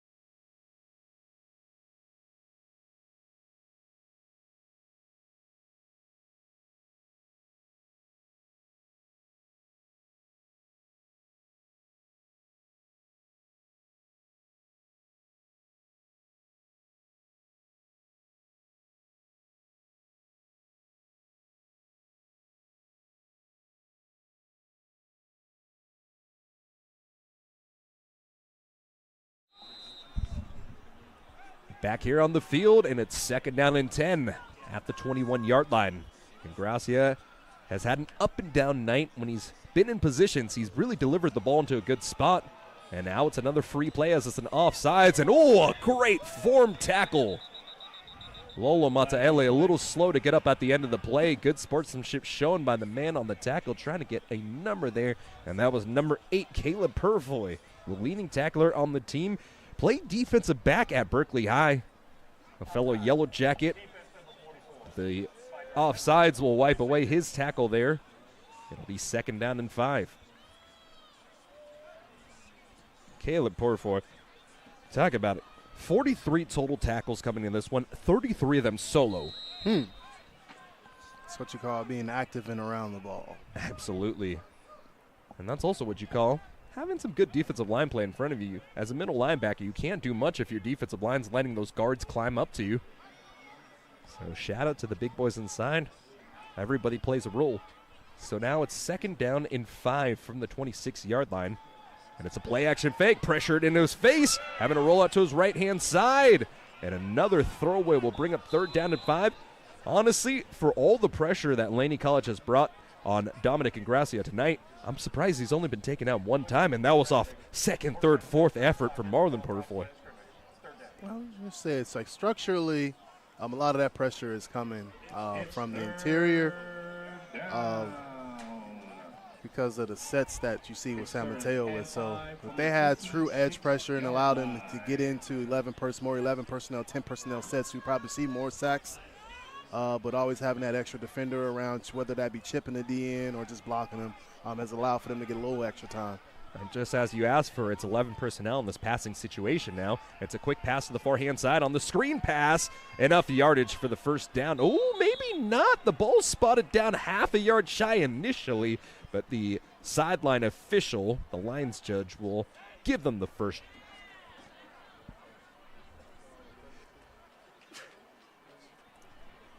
Couldn't quite get a number on the receiver on the play there, but a really good job. I mean, you've just seen this all night long.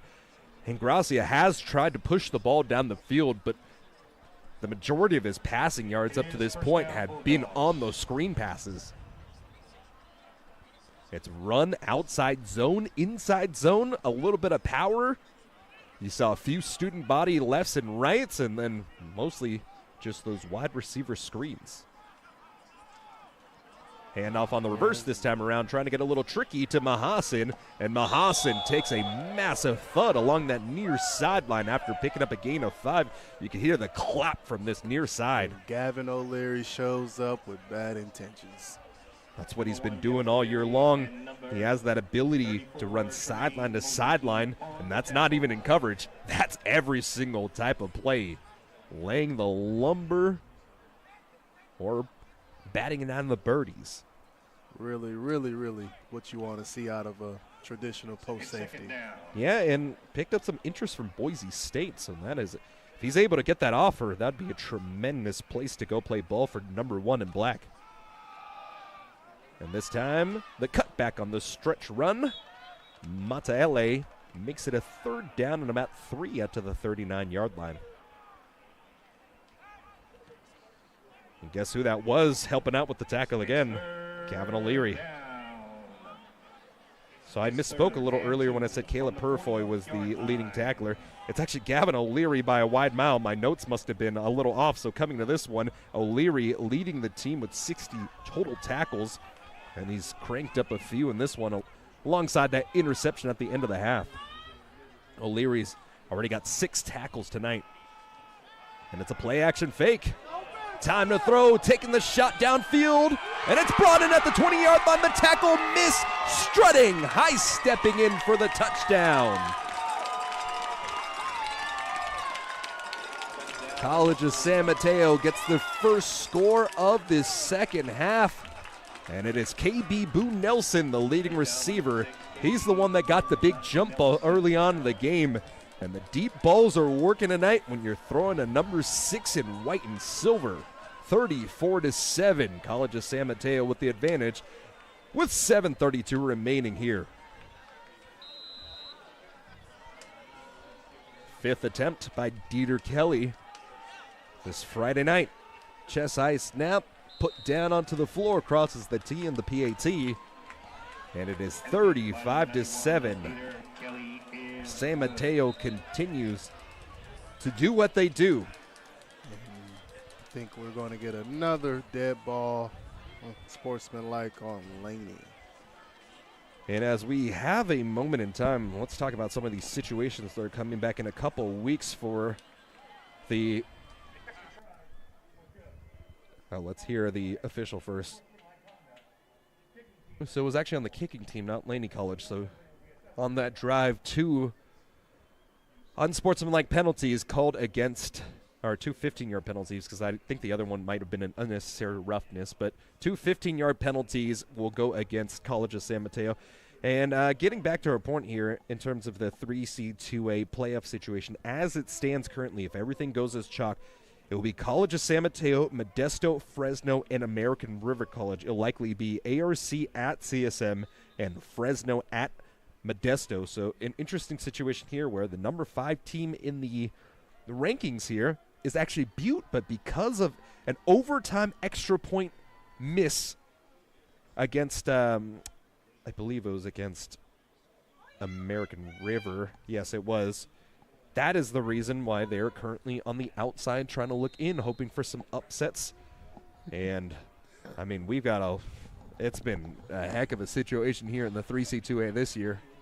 Shifts left and right. It's not very often you see an 8-1 team on the outside looking in. And the one being an overtime loss because you missed a PAT. I mean, truly a game of inches. We talk about college kicker situations at the Division I level all the time, but hey, if you really want to get some real sickos activity, come to the JC level because it's feast or famine down here. The kick will go out of bounds, so the ball will be spotted down to the 35-yard line. This is the second time that Cook has kicked it out of bounds. So because of the 15-yard penalty on top of everything, a tremendous starting field position here, and the kicker is doing some push-ups. Hey, I respect that. I respect that, too. You make the mistake, and you pay for it with the push-ups. So the ball will be spotted down at midfield after the 15-yard penalty is enforced. And now a good position here. You're already knocking on the door. A 50-yard field ahead of them, and it's Drayon Paul.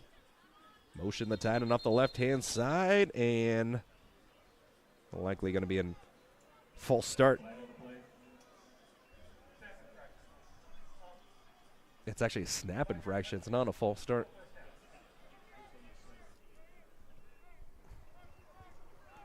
Hey, brother.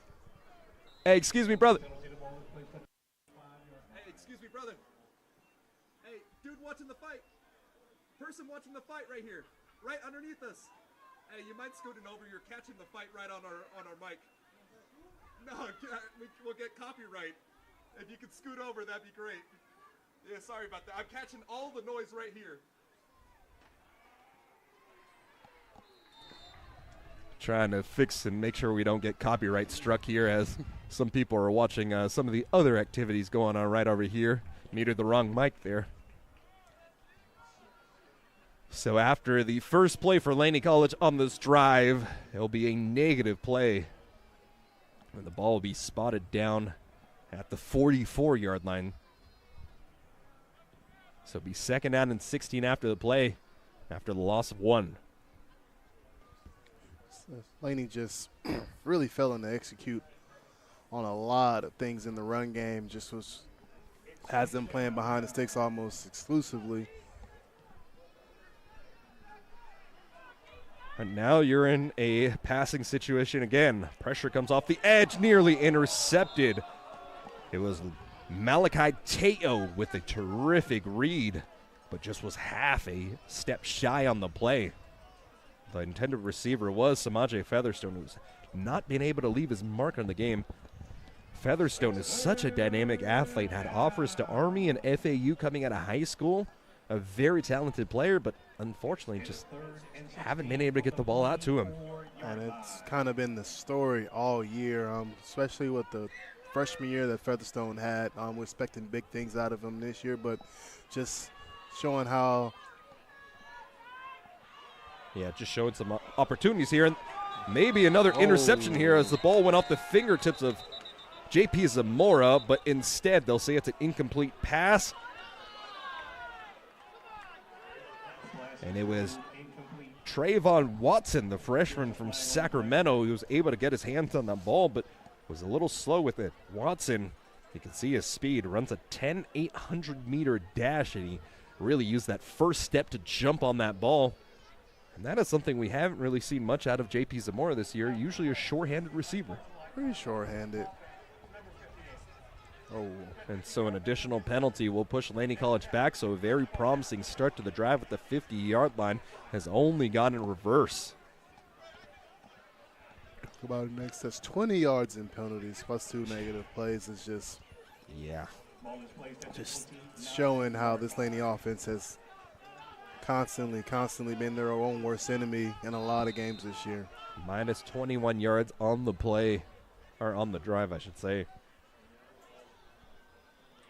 And Kang, been a steady force tonight, punting the ball.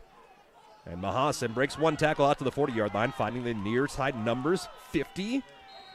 And a positive return on the play will bring him down to the 44. And another flag on the play as well. Flag on the play.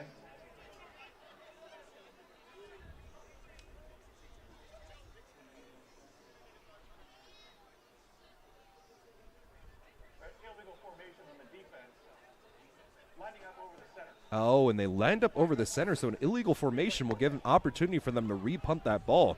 So that is a good situation to be in if you're Laney College. We saw that a few different times in most recently in the last Oregon game. I know you love to talk about your Ducks there. The head coach, I'm blanking on his name right now, but he forced a situation where they shifted essentially where the snapper. Yeah, the snapper was originally supposed to line up, and they forced the kick return team to. Okay, so they are lining for, but there was a pillar blocking my way. But yeah, they just did a very heads-up play to force a penalty, eventually getting them the first down and securing the win. Oh, And low snap this time, and an end-over-end punt down to the 31-yard line, reverses the field, stiff arms the defender as he jumps cuts back behind the line, so out to the 32-yard line. And another flag on the play as well. It's a legal formation here, as a 5-yard penalty would be ensued at the end of the play. So it was a 32-yard punt for a net of 31 after the 1-yard play.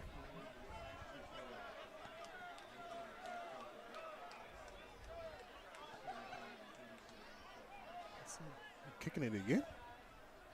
I thought you would just add that to the end of the kick, but apparently not. Okay. So three times in a row. Fighting to get some yardage back here. Yeah, but the unfortunate situation here is you got some big boys running down the field now 3 times, and this is the dangerous situation where if you have a fatigued coverage team, you could possibly let up a big play. Good snap this time around. It's a low wobbling kick that'll bounce down and take a horizontal bounce before eventually going in Laney's direction here, as it's spotted to the 21-yard line. So now a positive play. So after everything's said and done, it's a 35-yard punt with no return. And Laney College's defense, who, aside from essentially one big play in that rushing touchdown, has had a decent start to the second half, but it doesn't matter, decent anything, if you're trailing by what they are. Right. And just an inability to kind of stop this San Mateo offense from doing what it wants to do. At some point, defense has to dictate what they're going to allow. And I think they did a good job of that, making the adjustment that they needed to stop the running game, but just giving up a few long passes can't live and die by the big play on defense. 100%. And it's a rollout to the right-hand side for the freshman quarterback as he throws into double coverage. Good job there by Gavin O'Leary being able to read the play perfectly alongside Demarius Hammonds. The intended receiver on the play was Valentino Foney, the sophomore tight end. It's second down, San Mateo. So it's second down for San Mateo College now after the first down shot.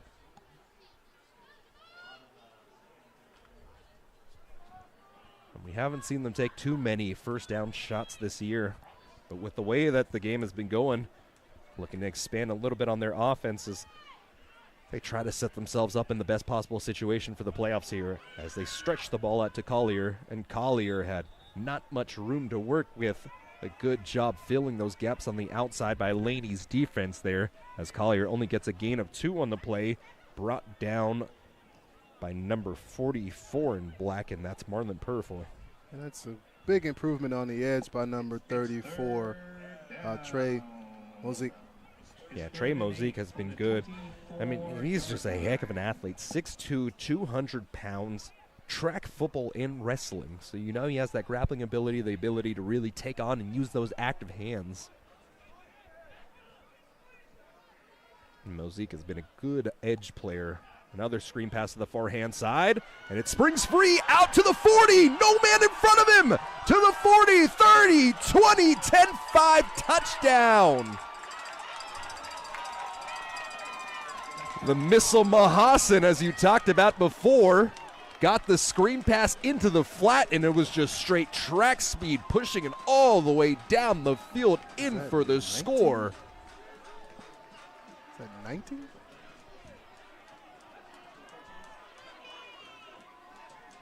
I believe that was 3 who caught it, but let's see. It was actually number 13, not Mahasan. It is Jack Elgin, the freshman wide receiver, coming in and making a big play. Elgin, a 2-star athlete out of high school. He had Division I, Division II offers. Another track guy, and you could see his speed. Runs an 11.5 100-meter dash, and he really showed off that speed and ability as he took the ball forward 76 yards for the touchdown. Just a moment, caught Laney with a 180 leaning and man coverage.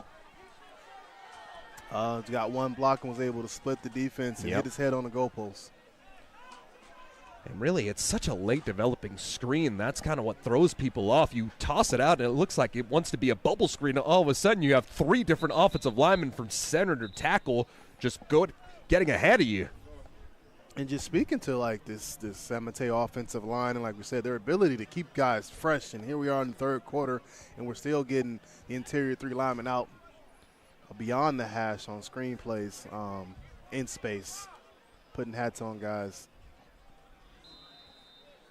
And so now it'll be another kickoff here as Laney College playing for pride.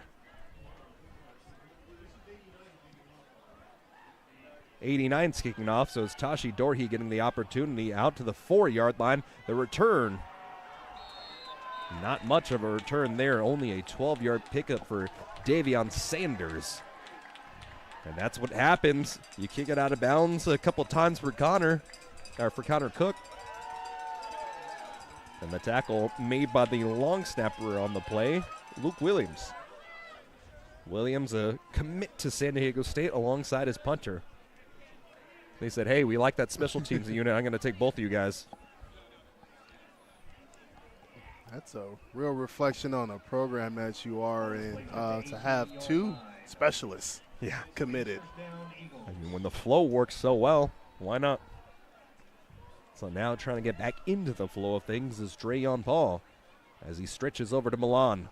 Milan trying to turn the corner, but that speed and athleticism just continue to force him backwards. San Mateo defense is flying to the football. Really stringing those runs out, making Milan get all the way up into the sideline. 100%. Milan had a few opportunities here and there, but more than anything, it's just been terrific edge play, not allowing him any space on the outside. We talked about how this San Mateo D-line has been playing, but this core of linebackers is really unbelievable as well, just with their ability to flow with the football. We've seen them play in the backfield all night. And you have a lot of experience there. You have a sophomore in Malachi Teo, a guy that's a bounce back from Eastern Michigan in Andrew Buck, and you have another bounce back as well, a guy that actually played 2 years for the Golden Bears and redshirted there in Mikhail Soto. So you have talent all across the board, and the penalty will push Laney College back even further here as they face a 2nd down and 16 now. Sprint left, 4 men in front of him. Throws, and it's into the bread basket of Jerry Ruffin for a positive play. Able to get back to the original line of scrimmage there. Jeremiah Ruffin will be marked about, they'll give him that spot. So now it's 3rd down and 10, trying to get something going.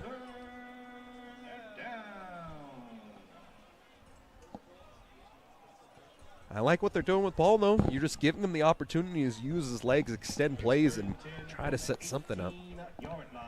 This Laney offense is still scrambling, trying to figure it out. Just like we said, helping Drayon out by getting him out, as this pressure from San Mateo has been immense. But Drayon continues to fight, and he makes it a situation where you can go for on 4th down here. It's going to be 4th down and 1 after the 9-yard scramble from Drayon Paul. And it was an interesting look there. So San Mateo had the mug linebackers at first. They dropped it off, and they sent the corner on the blitz, so sending a pressure where you can't essentially see it. And then Drayon Paul was able to feel that pressure, roll up in the pocket, and then just make 2 defenders miss to keep the drive potentially alive here on 4th down. And Laney breaking the huddle with 13 personnel.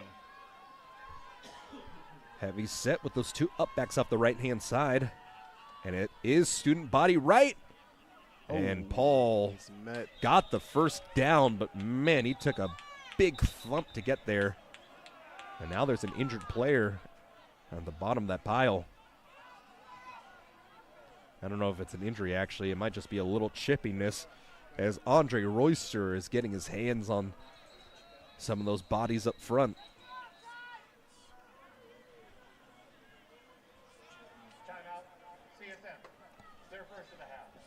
And Tulloch wants to take the timeout here to calm his guys down and make sure they don't get any ejections or anything that might hold them out for the playoff. And we'll take the timeout as well. 42-7 the score as the Bulldogs have the advantage with 2:16 remaining in the third quarter of play.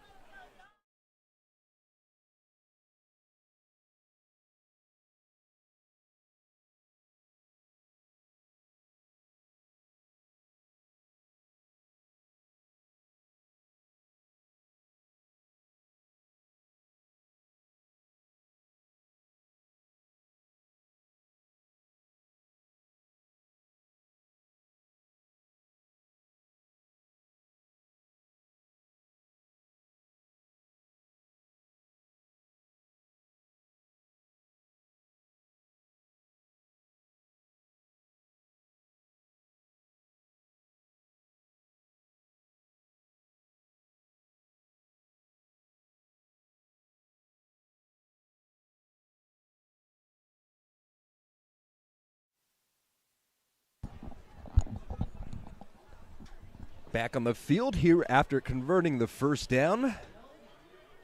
And maybe we see a few more quarterback keepers from Paul and just essentially saying, hey, we're going to send more blockers than you have men to make a tackle.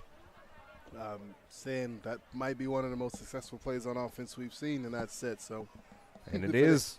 Yeah, they've gotten a first down on fourth down and short both times. And really at this point, there's no other game ahead of you. Make something happen. Hit as he throws, and it's an incomplete pass as the pressure got to Dreon Paul. And it was a blitz off the edge from Jackson Holloway.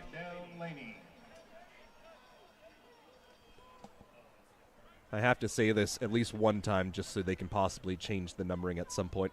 But the silver on white jerseys are the bane of my existence. It's cool.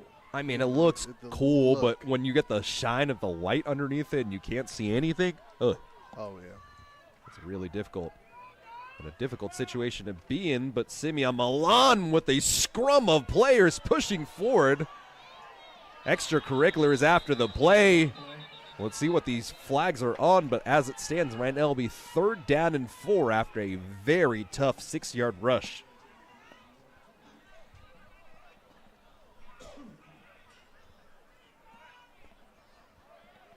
The Eagles just had their claws locked into the chain of one of the defensive backs. It's probably going to be a dead ball foul.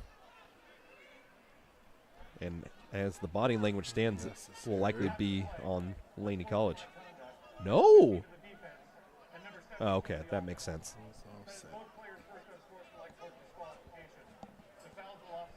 Christopher Tavake is the man who is called for it. And after all the extracurriculars, the play looks to stand.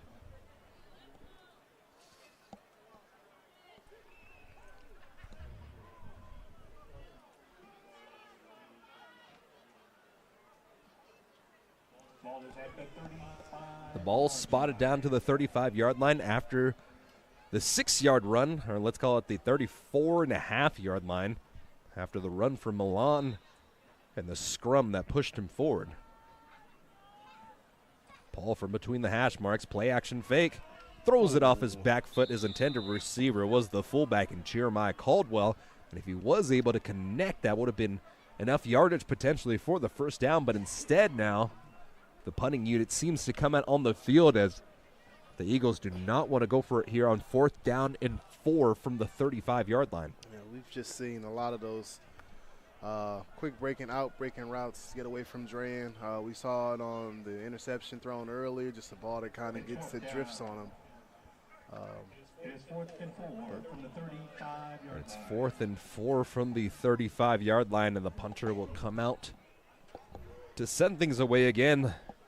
Jun-Hyun Kang knocked away a 34-yarder last time around, and the pressure gets into the face of Kang, and the ball will bounce down and go all the way out after a 10 yards traveled on the bounce to the 42-yard line.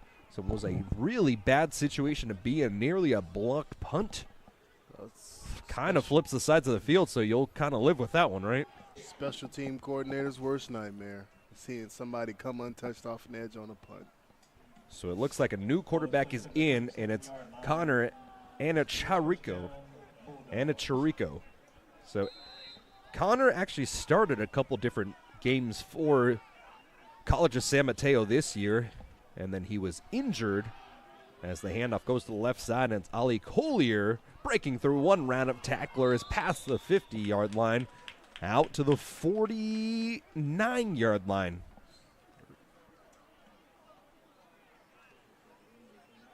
$13-yard gain on the play just about, but talking about him. So Ani Carrico is a freshman quarterback out of Encinitas, a pro-style quarterback. He was the 2022 Dr. Pepper Most Inspirational Award winner after he played on an ACL that was torn and still led his team to a very successful season.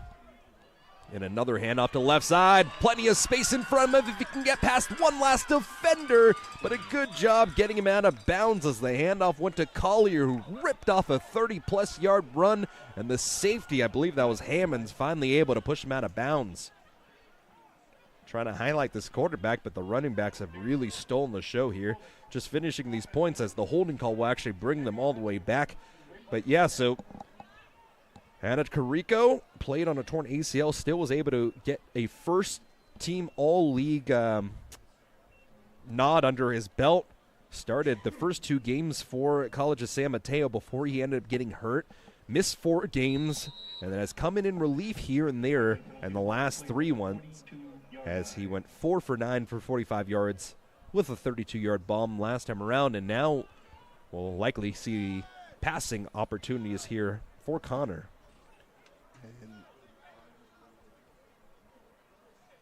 The motion, the wide receiver across the formation, and they will give it over to the back once again. This time it's John Stowers with the carry. He was a 3-star linebacker out of high school with offers to San Jose State. He actually committed to San Jose State but decided he wanted to play running back, so he came to College of San Mateo. Yeah, that's been a theme that we've seen at this level. You get an offer at one position, but you don't want to play that position. So what opportunities do you have? Do you go to that school and try to fight for that position, or do you test your luck at the junior college circuit? Well, with the way these recruiting boards are working, especially in college football, you don't see too many position changes or be the next Travis Hunter and play 2 positions. Yeah. With just how valuable a scholarship is at this day in recruiting, with the transfer portal, with junior college and recruiting high school, you kind of see kids kind of get locked into positions. So just take junior college still being that only place where you can come and reinvent yourself if that's something that you want to do. And with that, it sends us to the end of the quarter. So 15 minutes left in this one, and it's 42-7 for San Mateo. Back on the other side of the break.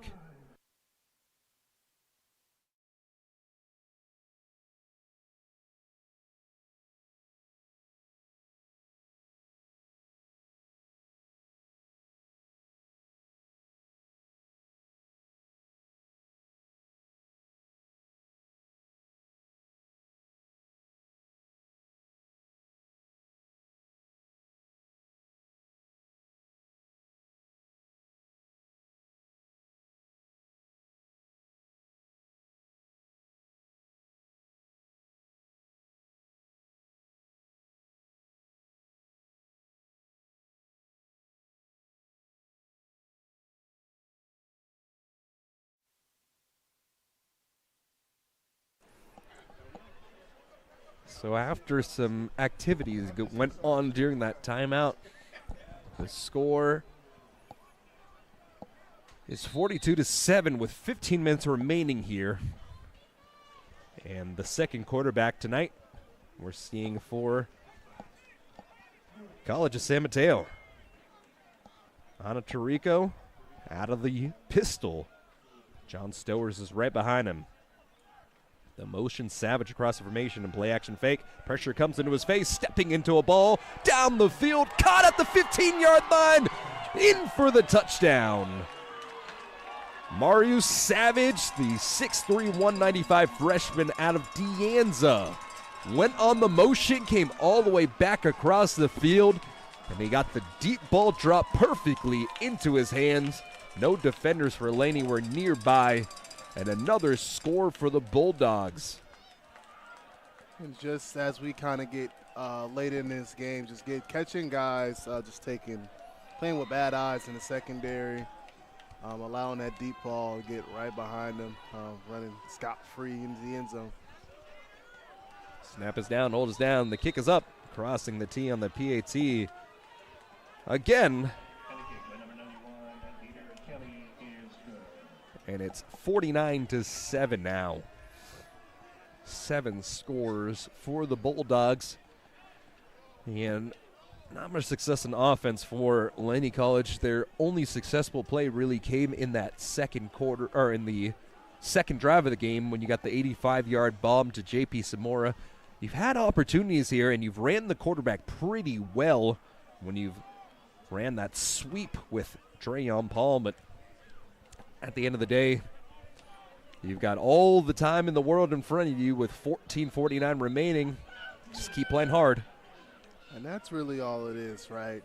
Trying to get to show some resolve, trying to get some fight. Like as we said, as this team heads into a season of newness, right, you want to make sure that these freshmen understand the task that's ahead of them when Laney looking to come back and be another competitive team in this conference under new head coach moving into next year. Absolutely.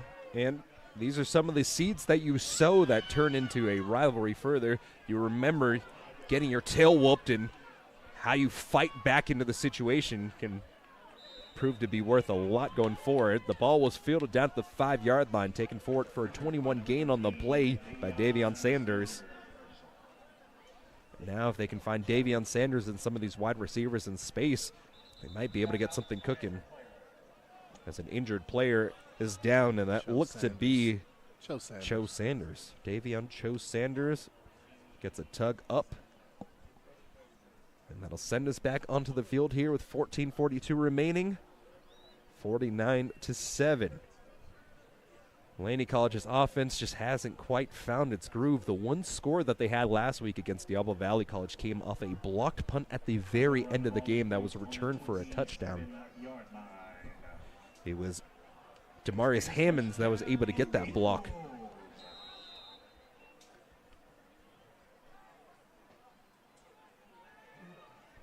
So now they'll work with 2 receivers on the near side and a single high shell, man-to-man coverage.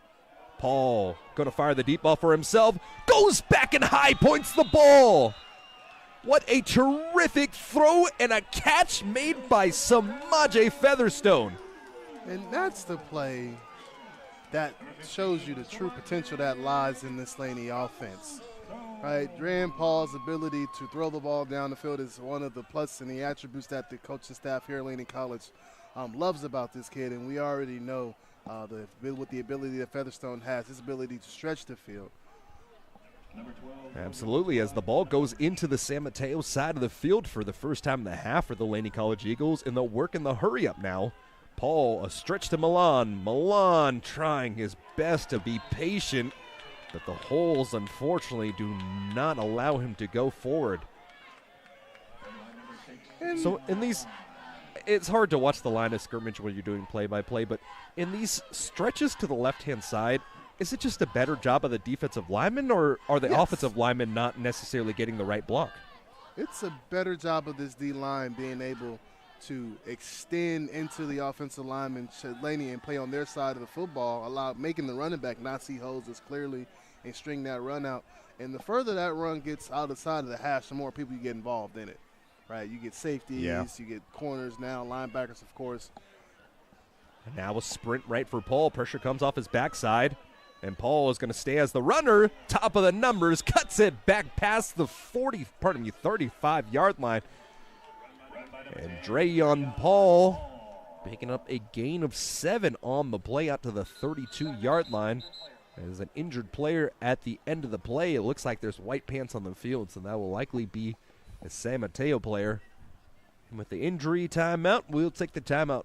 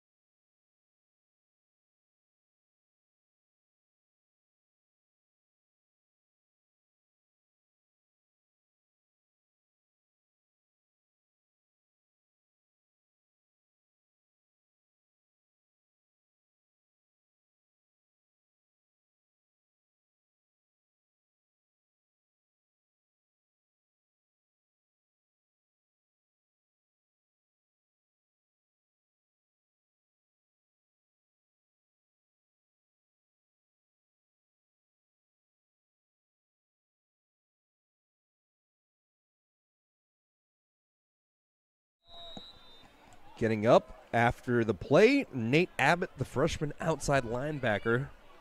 Good to see it. Doesn't seem to be anything serious here. So now it's a 3rd down and just about 3. And now the patient running of Simeon Milan able to pay fruition as he gets a gain of 6. And that's a 1st down. It is 1st down, Bulldogs. 1st down by number 6, Simeon Milan. The ball spotted down at the 26-yard line, and this is the most successful drive we've seen for Laney College up to the point in this game. Yeah, it's good to see that this offensive line is still here fighting. Yeah, and that's all you can ask for it at the end of the day. Fighting for all 60 minutes. Play action, fake, intercepted. Playing into the middle of the field was Kyle Hall. Gets the interception out to the 50. One man to beat, and Drayon Paul's able to drag him down to the 45-yard line. A 65-yard return on the interception.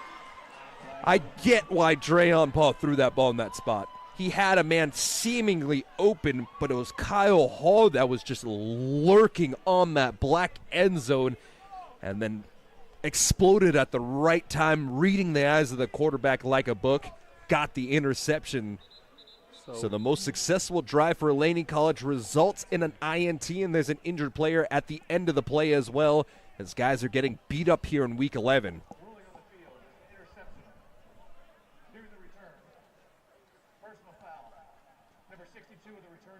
And the return team.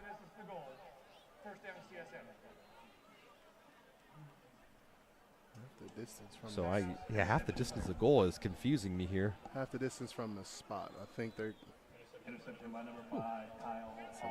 Yeah, I believe you're right. I believe the personal foul occurred somewhere within 15 yards, which will cause the ball to come back and be spotted down about the 7.5-yard line after that play.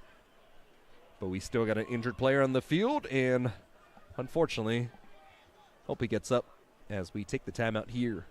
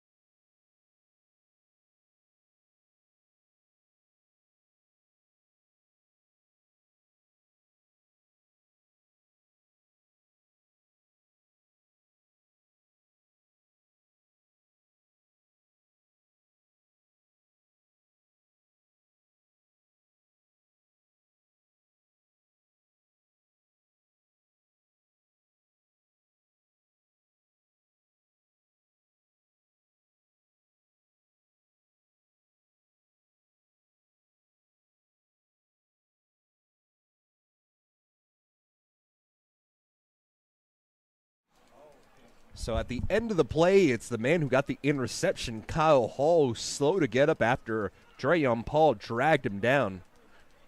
His teammates help him up off the field, and because the personal foul was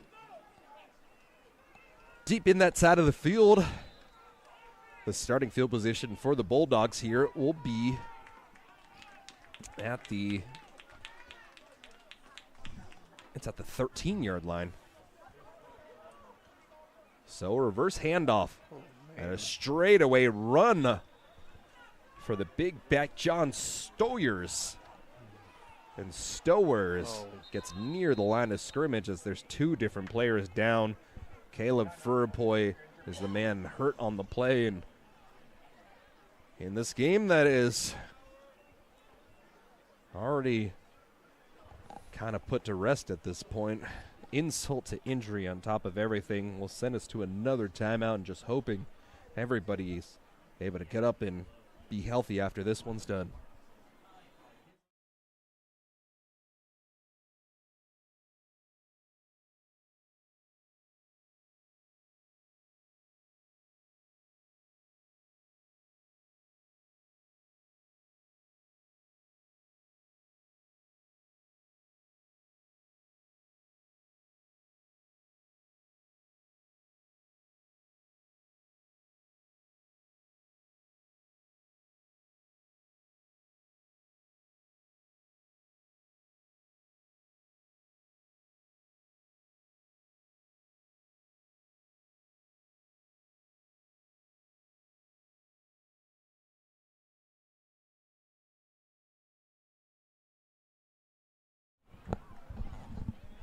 Caleb able to get off under his own power. It's a fortunate sight to see. Akil Edwards helped him up as well. See a lot of Laney starters still out here on defense. And they just want to play it tough. Respect it. John Watts, the defensive back on the near hand side, up against Jeremiah Hill, but another handoff over to Stowers. And Stowers dragged down by his belt loop after a 2-yard gain, but enough for the first.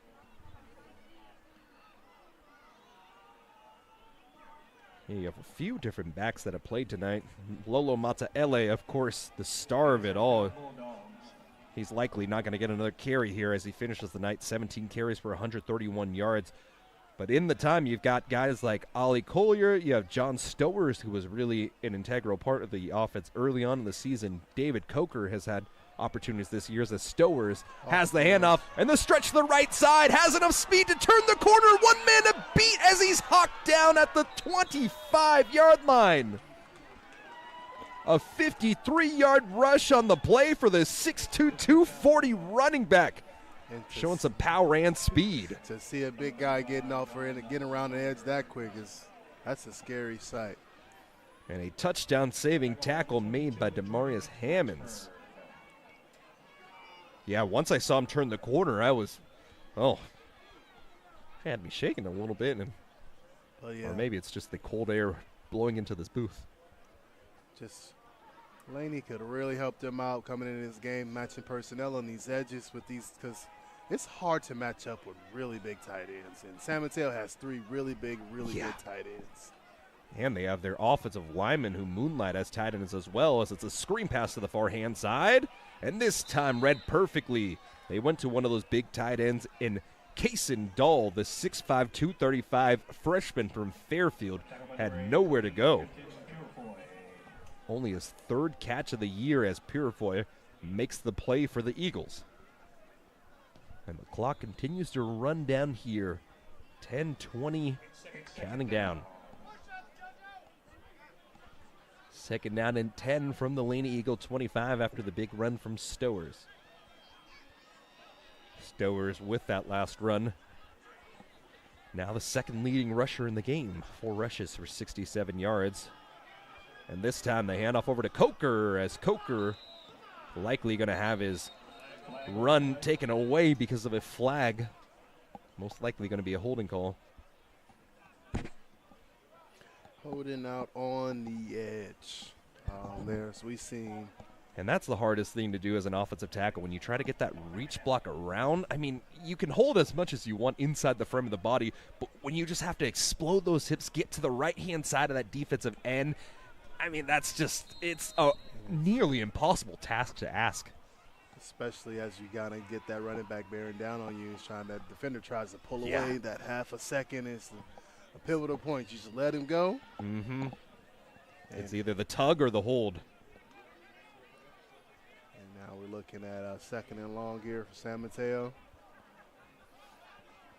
So it's 2nd down and 20.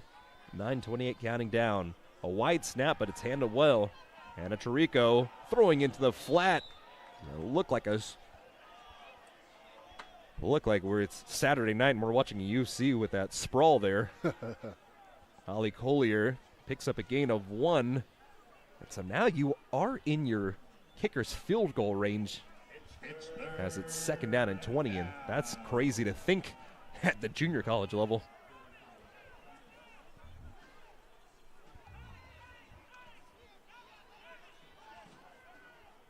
Anna Chirico running into the huddle. And after the 1-yard pass, the clock continues to tick down. 10 seconds left on this play clock here.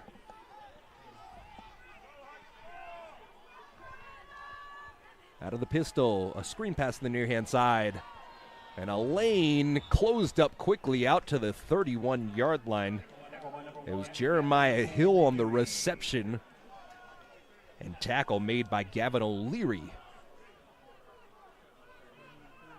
So it looks like the field goal kicker will come out at this spot. So the ball spotted down at the 31, so it's a 48-yard attempt up to this point.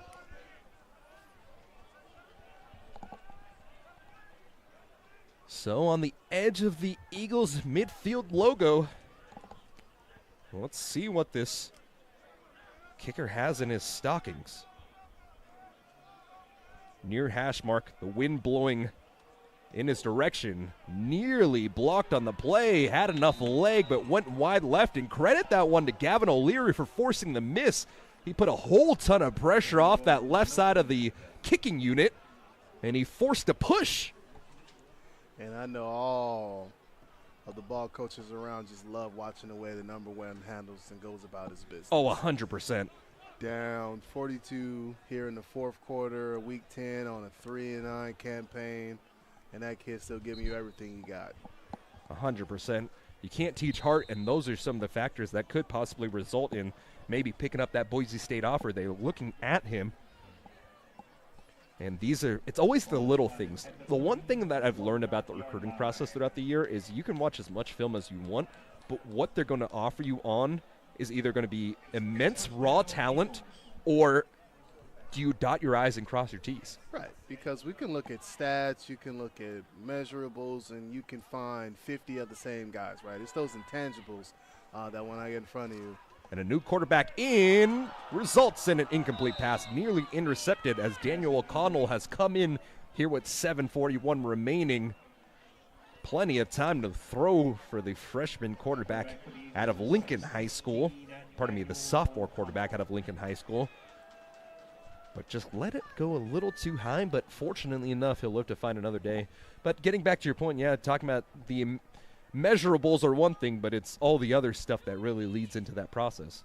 Yeah, and what really makes a big difference in recruiting, right? It's like that interpersonal level of recruiting, to get out and actually meet folks and ask, what kind of kid is he? How is he in the classroom? What is he doing when nobody's watching? Those are the questions. Exactly. What do you do behind closed doors? It's a very valuable lesson as a full start's called against the Laney College Eagles. Yeah, it's always, you never know who's watching. And that's the one thing I've learned throughout my 28 years of life. It doesn't matter who you are, what position you're in. You should do the right thing every single time, because either it'll help somebody else, it'll help yourself, or it's just the right thing to do. And when you kind of look up, right, and especially with how junior college football is looked at as a second opportunity, or however folks kind of end up here, it's really just like a real good melting pot of, just reinvention. Yeah. High school probably didn't go so well, or probably went really well for some folks. But somehow, rhyme or reason, you end up at the junior college level with another opportunity to do something for yourself, for your team, right, to go on and change your life. Yeah, and that's always something very interesting at this level, at the junior college level. You're here for a reason. You're here because you didn't get the offer that you wanted and you felt like you had more to offer. You're here because maybe your grades weren't right, and now this is your second chance opportunity to be able to come out and make that right, as the ball's fumbled and thrown as a give-me out to the 38-yard line. And O'Connell throws the interception here on this drive. The return brought down to the 43-yard line. That's by number 43, the freshman linebacker, Quentin Togiai. And now another injured player on the field here. Oh, my goodness.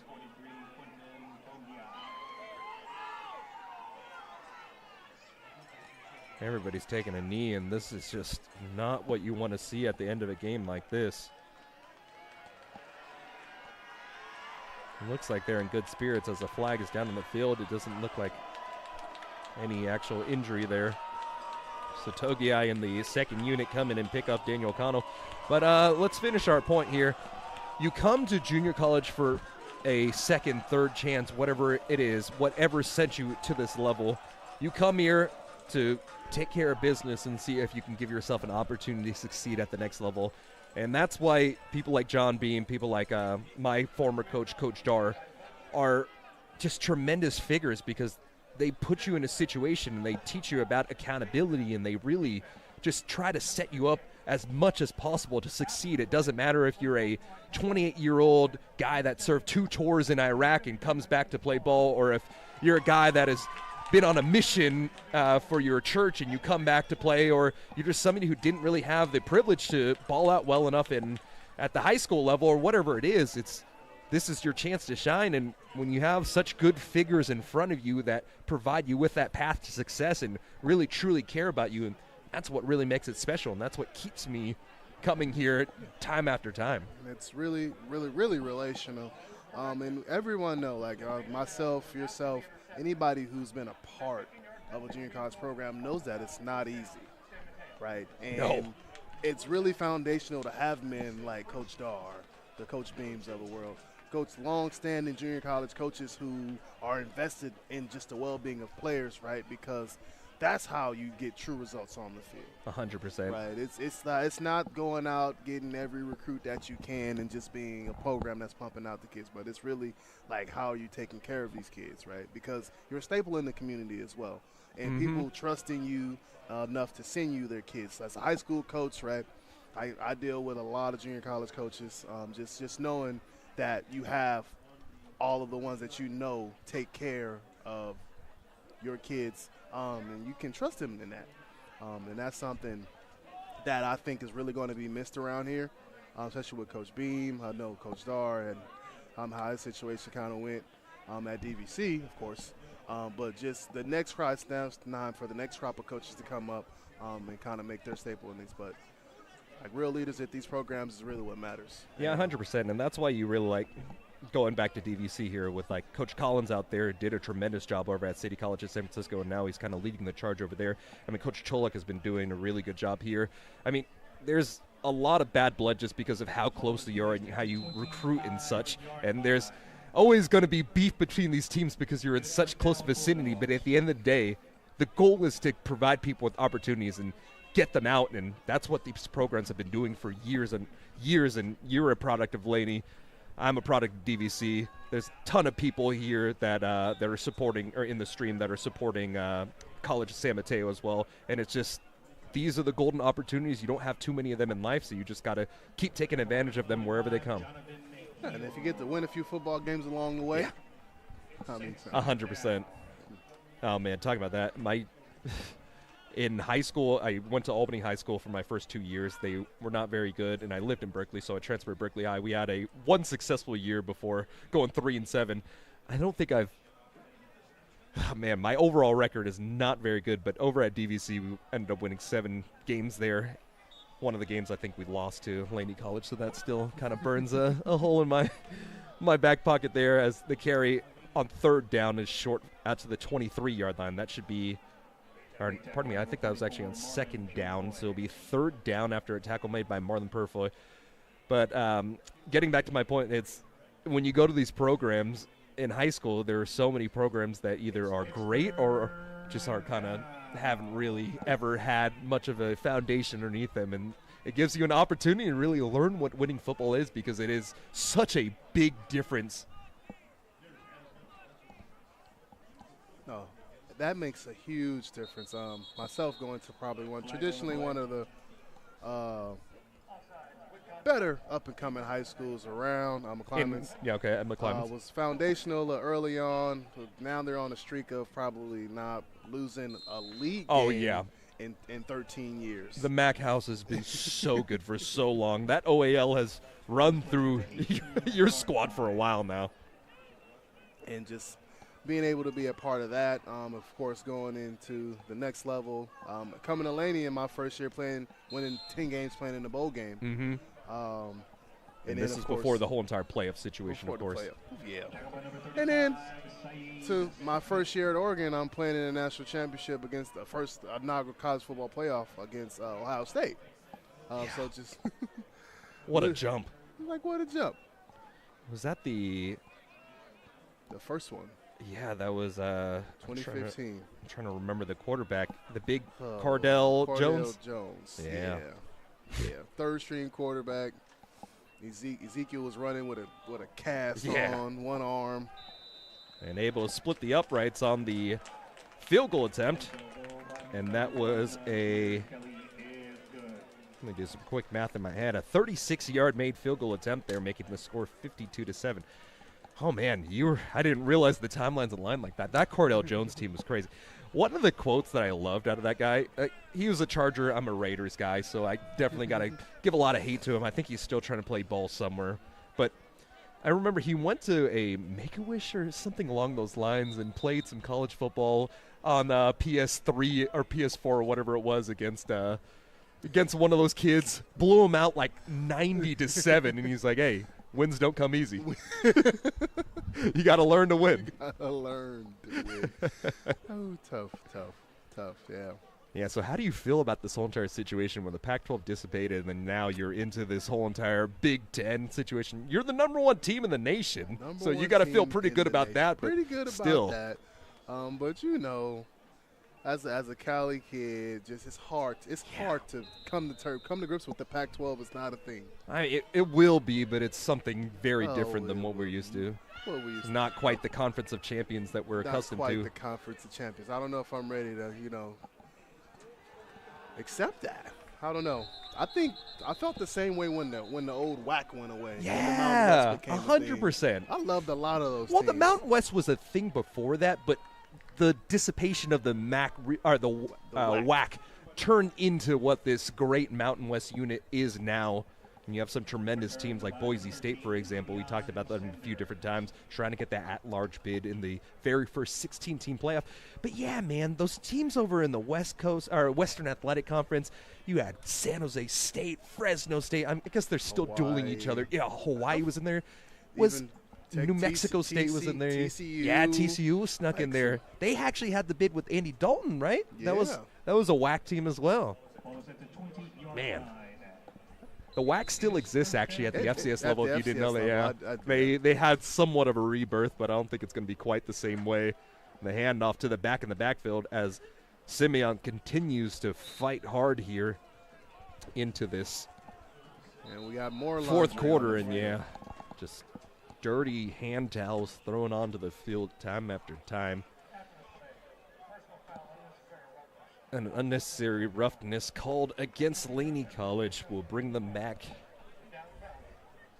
But yeah, growing up as a Berkeley guy, watching Cal play throughout the years and just being a fan, the one thing I've always loved, so unfortunately the Raiders have only been good 2 times in the entirety of what I've been watching football. Yeah, I didn't really watch too much when I was a child back in 2002, so 2016 was the only year. I'm still grasping it on those strings. If you ever want a whole deep breakdown of the 2 deep of the Raiders roster, I'll give that to you. But the 2 deep. Yeah, I give you a 3 deep if you need to. It's okay. Yeah, but we know who the backup quarterback was in that start against Houston. Oh, goodness. No, he was the 3rd string, actually, because who was it? It was Connor. I'm blanking on his name. He played for the Guardians in the XFL, too. He's actually a politician now. Connor Cookus was the 3rd string quarterback who started that game, but Matt McGloin, I believe. Matthew McGloin. Yeah, so Matt McGloin, I believe he's a politician now. But, yeah, Connor Cookus is a real estate agent now. Really? Yeah. Is he out in East Lansing? Probably something in that area. Great Michigan State quarterback, but just didn't do much there. I think he won a Rose Bowl. Did he win a Rose Bowl with them?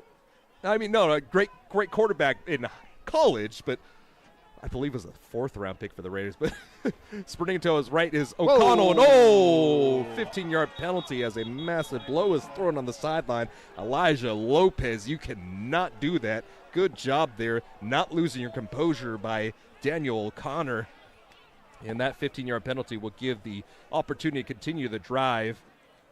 But getting back to my point, college football has been kind of my solace because of just not how good the Raiders. the Raiders have been forever. So I you're loyal to your soil. It doesn't matter. It's Los Oakland. It's everywhere. Los Angeles, Oakland, Las Vegas. It's one nation, Raider Nation. I'm going to stick to that forever just because I'm so deep I can never switch sides. But college football gives you that opportunity to root for anybody. Any Saturday I can throw on 6 games at one time, watch and enjoy, and really just on a Friday, a Thursday, a Tuesday night action, whatever it is, any opportunity you have to strap up, get on this field, that's a great time. And it doesn't matter the score at the end of the day, as long as you have the opportunity to shine and really just put some stuff on tape, huh?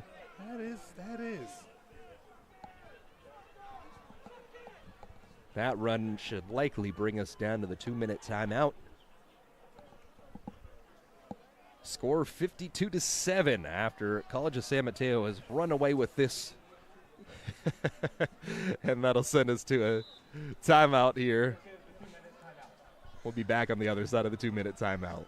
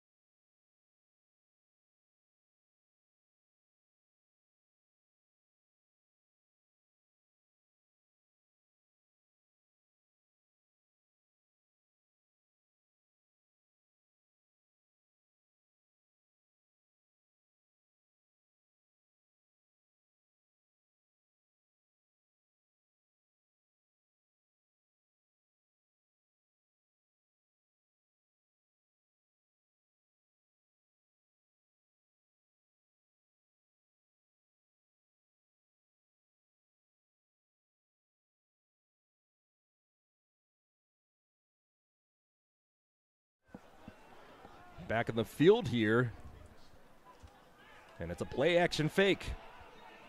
Throws it up and it's caught on the sideline. Out at the 47-yard line. And it's brought in by Malik Elson. Daniel O'Connor doing a good job buying time rolling out. And now the Laney College Eagles are back on San Mateo's side of the field here with 1:40 counting down. Eagles, despite the score, have never stopped fighting in this one.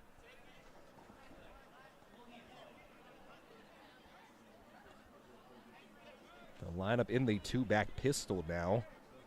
As O'Connell gets the head-high snap, play action fake. Pressure in his face, flips his hips, throws it downfield, trying to come back underneath that ball.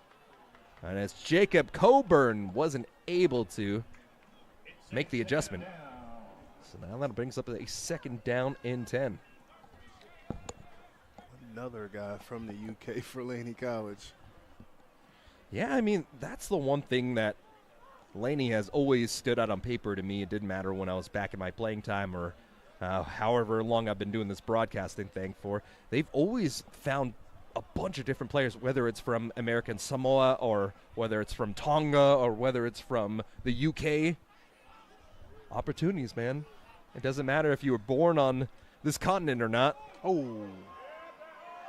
And a flag at the end of the play. Slow to get up. It's hard to watch how they get twisted down like that. Those face masks are not fun. Was that Cho? Yeah, Cho's been getting some handoffs the last few games. Oh, and he falls to the ground. That is not good. Cho Sanders going to need some help to get up. He tried to get up under his own power and fell right down. The trainers are coming to come help him out. And we'll take a timeout.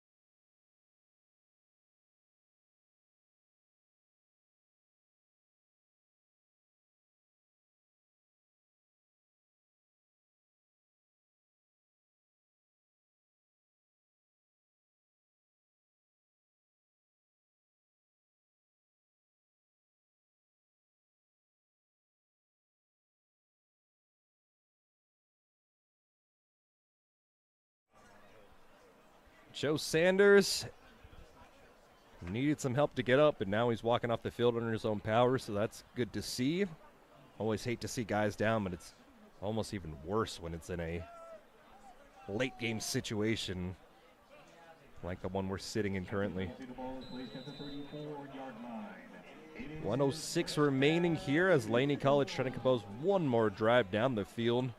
Simeon Milan will check back in as Daniel O'Connor, play action fake, sprints out right, fires down the field, thrown in double coverage, and it's broken up at the end of the play.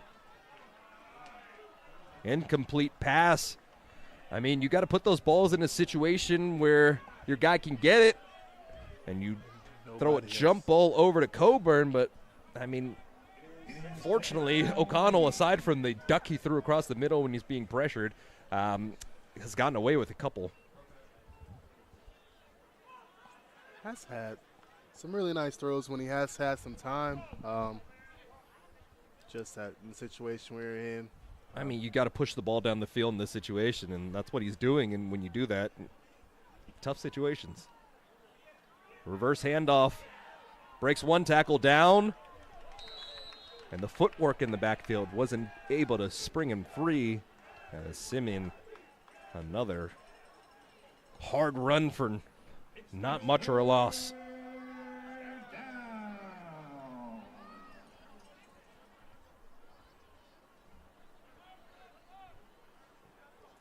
It's 3rd and 13 from the 37-yard line. 3rd down and 13 from the 37.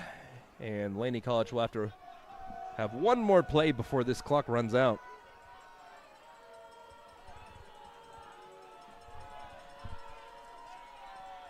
Head high snap, a handoff, and a cut up the field for a gain of not very much.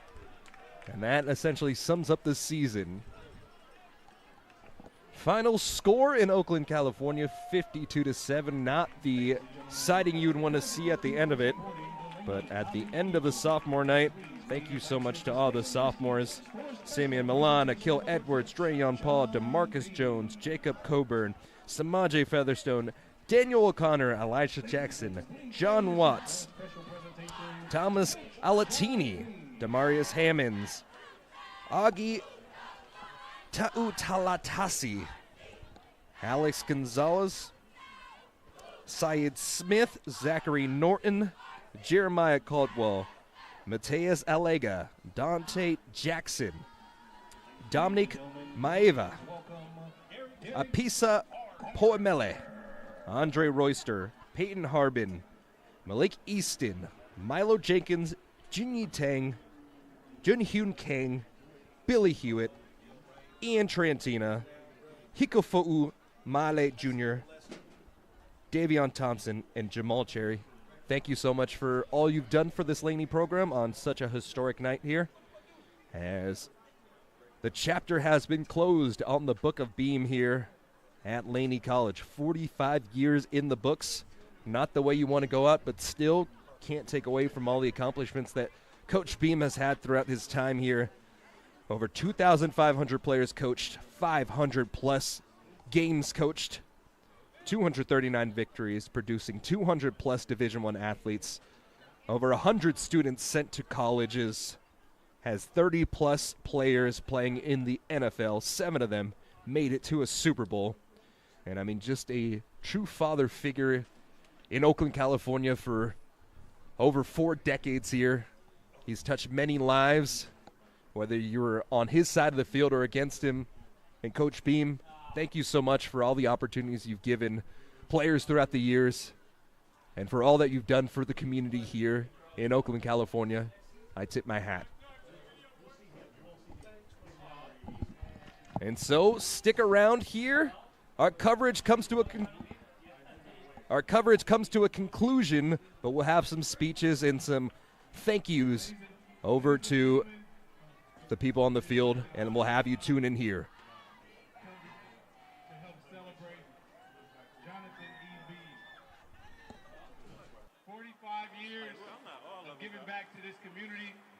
His time, his dedication, his work ethic is unmatched. I want to celebrate John Beam in 3 passions. The man, the father, and the coach. Manhood, fatherhood, is coachhood a word?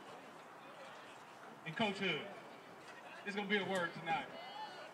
One thing I know about Coach Beam, core values as a man, is he's loyal to those who are loyal to him. He's loyal to those who he can trust. And I respect that about him. Let me try this other mic.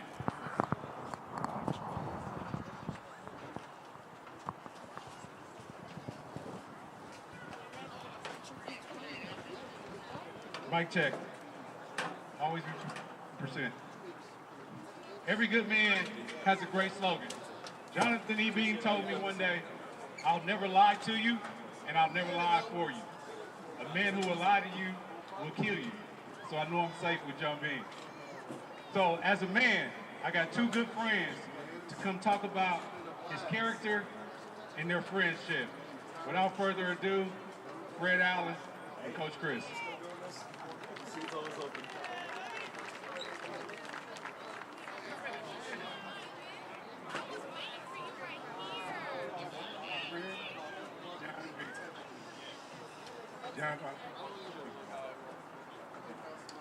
My friend, John B. We go back a long way. 30 years. I met you in 87. I learned a lot. I'm old. But I learned a lot from you. And father and friend. Brought me to coaching.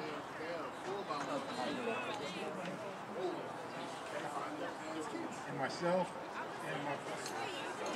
And as you see all the players that's out here, come back to see you. It speaks for itself. I love you as a friend, a brother. There's nothing else I can say. Love you, man.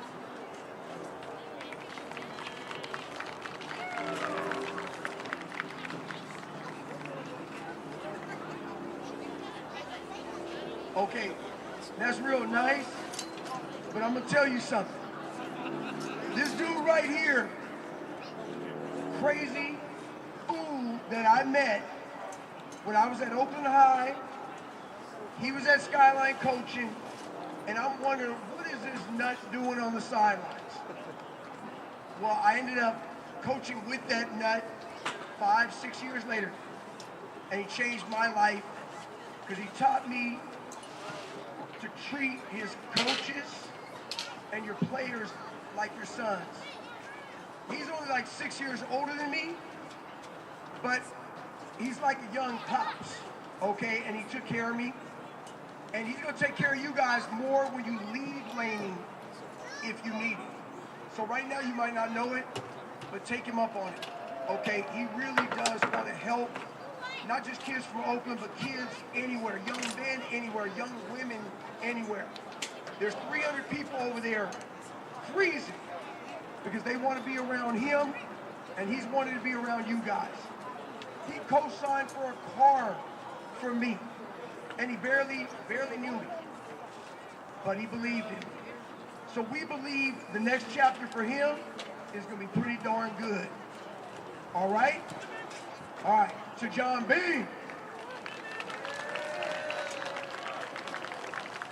Hey, that's an amazing story. One measuring rod of manhood is the company that you keep. I need a new car too. My car always in the shop. Go sign for me. Fatherhood. Man, I really, and you know this, you're one of the best dads, one of the best fathers that I know. Your unwavering love, support for your daughters is unmatched and to be looked up to. I really call you a lot to discuss fatherhood. You share a lot, but more importantly, I watch you a lot.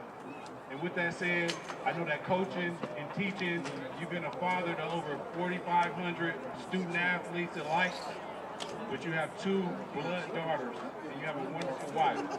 So we want to give them their flowers today from you on behalf of you as such a loving dad.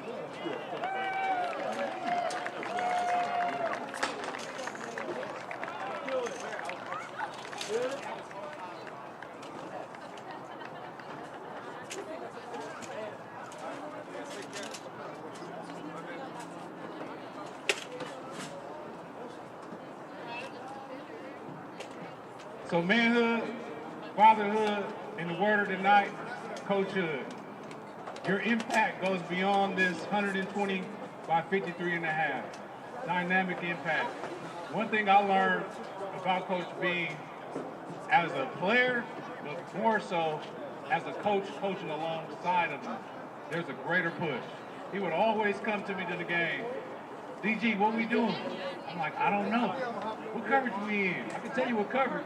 I don't know nothing about the front seven. But he challenged me to learn the front seven and the whole aspect of the game. So with that said, to talk about the impact of coach, I got two people. Super Bowl winning CJ Anderson, and I asked Beam, come on CJ, I asked Beam one day, who is the greatest athlete you've coached over 45 years? He gave me two words, Deion Struthers. Come on up. The coach. Yes, you did. He really didn't say me. No, it's amazing, and I'm excited to be here to celebrate Coach and to think about his legacy and to see his legacy written on paper, accomplishments, the people.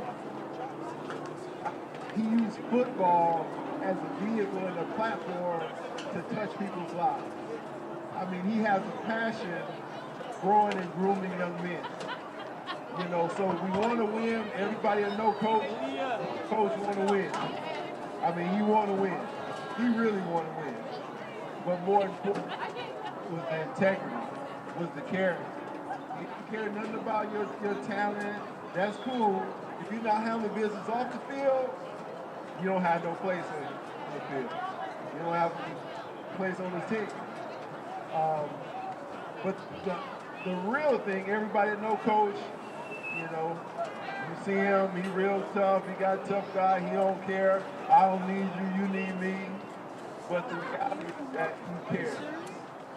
And I heard him say it once that people don't know how much you know until they know how much you care. And when we look at Beam and how he's able to galvanize a team, take a team, motivate a team, that he cares about us. One measure of a great coach, the team, hey, let's win this for Coach.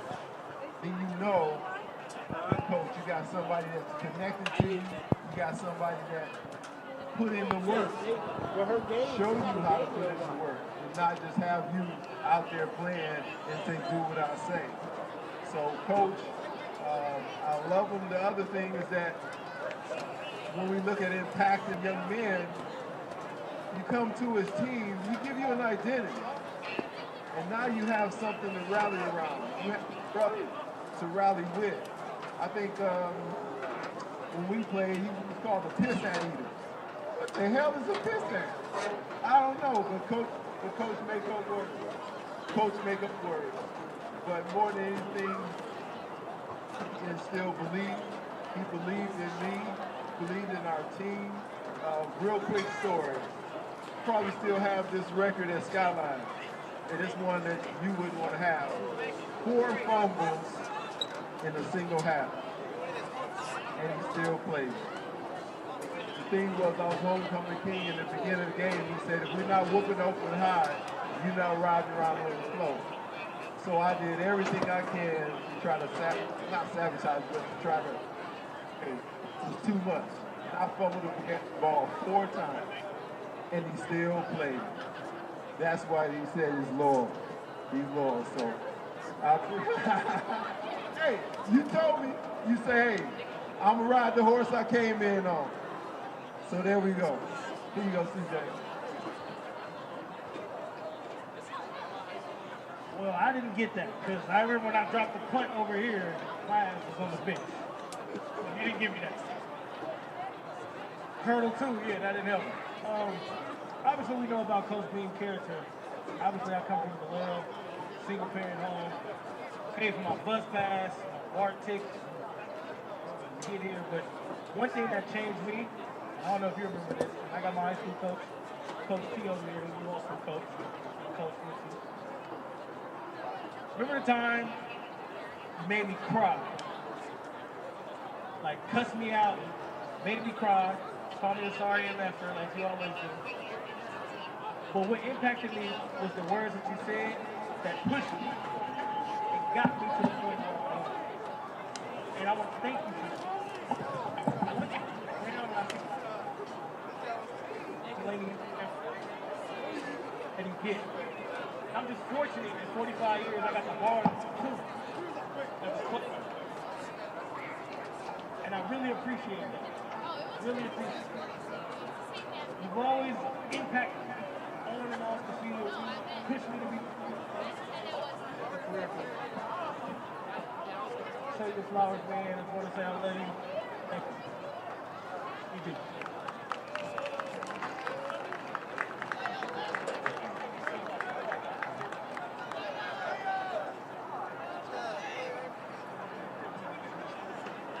Hey fellas, I just want to say something. If you know this guy, JB, John Dean, Beanie Lotus, whatever nickname you come up with, it's one thing that's really important.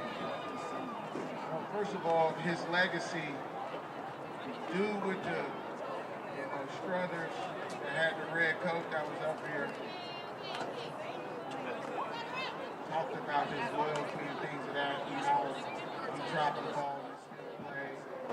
I don't know nothing about that. My relationship with Coach, you already know, we was in the pool on the passing league, and I got him in a position to get him in a full Nelson, and he been fucking with me, excuse my French, messing with me up, and I had to just dunk him. Had him blame it and give it up, you know? But the reality that I want to convey at that point, first of all, Dion went 10-0. And playing under you, we went 12-0. And it's something to be perfect. Today, your score, things didn't come out the way you might have hoped or whatever. But the reality is this, that you have to take discipline. Discipline in workouts, it's discipline in your faith, it's discipline in your grind, and most importantly, it's discipline in yourself, believing in who you guys are. The beauty that I see out here today is, first of all, Beam been coaching as long as I've been born, but the reality of it is everyone around here is professional black men. And they're doing their thing in some degree, taking care of their families, paying their bills, and we owe it all to the start. Real athlete, we good. John Beam the man, John Beam the father, John Beam the coach. It is such an honor of mine, brother, as you say, brother, to take this journey with you. 100%, you're my guy. I think one of the greatest things that I can say is I've made it far enough in life to look back and say thank you, Coach. So I want to thank you as a man, as a father, and as a coach. And with that, your staff has something for you. Coach Rob, you got something?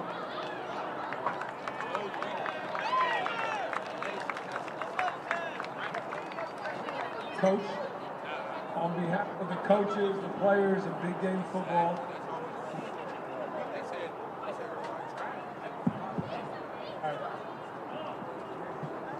we want to present you with this commemorative football to commemorate this moment when we figured to send everybody off, we could do one last 2 claps.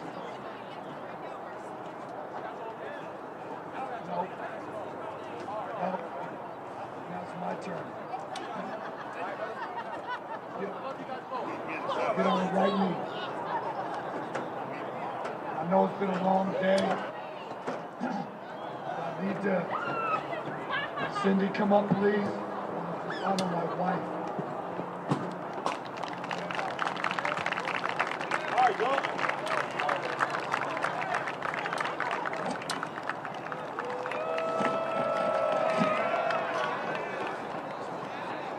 So I psyched her because the year we got married, I didn't coach football. I got married on Labor Day weekend. We all know we practice on Labor Day weekend, so after that, every year to anniversary, I'm on the field. She's at home. And you know what? She understood. When you had those issues, and I gotta go get you, I gotta go down to Santa Rita and pick you up. Call me at 2 in the morning because there's an issue. I leave that house. All she told me to do is be safe. Make sure I come home. And I did. When you needed something, I wanted to be hard on you and I'll call you a dumbass or something. I said, why would you do that? Don't do it. So I thank you for that, for following my heart. The other thing is that I thought is ironic is that they picked CJ and Dion to speak. Y'all both know they played for the Broncos. They both played running back. I don't know if they're the best running back under coach or not, but we let them decide later. A look out from all the people. Someone, Rodney Campbell, asked me yesterday, who is the best football player on the coach or the best person that has gone the farthest or done the most? And you look, and CJ played in 3 Super Bowls and won one. Marvell played 10 plus years in the NFL. I one of the 10. I'm in your wallet right now. One of the highest paid NFL players at the time. 2 Super Bowls, Pro Bowl. And there's all these great threes. Huey led us to a championship. But really, you can't say that because it's not about football. Because what about Church, who's raising both his sons after his girl passed away? Isn't that an accomplishment? Or Noah, that's a plumber. Or Gat, that's a sheriff. Or Jeff, that's a coach. Those are all great things. Kevin Smith teaching middle school PE. I used to throw locks at him every day. They're all accomplishments. New, who went from Walmart to a TV or a movie celebrity. Those are accomplishments. Never doubt what you can accomplish. I look and someone said, why am I here today? I see Pat back there. When I was a kid, I moved from Japan. I didn't know anybody. My next door neighbor, the first time I met him, I took my bow and arrow and shot him with my arrow. Like, man, but he taught me everything about being an athlete. My cousins are here. My sister, who's all about 5'2", used to chase me and just try to whoop my ass every day. Like daily, right? My friends showed up from San Diego and Washington. And I think the most important thing is that your legacy is you all. That's where I've been blessed. Yes, I have 2 daughters, but I have all of you. I got the world's biggest family. And y'all are on fire. I got all the Moffies. I got Nikita and his dad. It just keeps going. So I thank you all. Look at Big Paul over there looking cold. He's from Vegas. So I cannot tell you how much I appreciate you all and let me stand here and talk to you. I made it. I thought I was going to cry, but I came close a couple times. I want to thank you again for everything. Hey, we got food somewhere, I think. And I can't forget Sakai, because she be trying to tell me what to do every day. Tell me when I can't come out, or Maury, Big Doug. So thank you all. Here we go. 2 claps. Ready? Let's do it again. 2 claps. Ready? Oh shit, Kevin Smith, that was hella slow. Kevin, you can't get this right. We doing push-ups. Here we go. 2 clap. Ready? Much better. I love you all. Thank you so much. Let's go.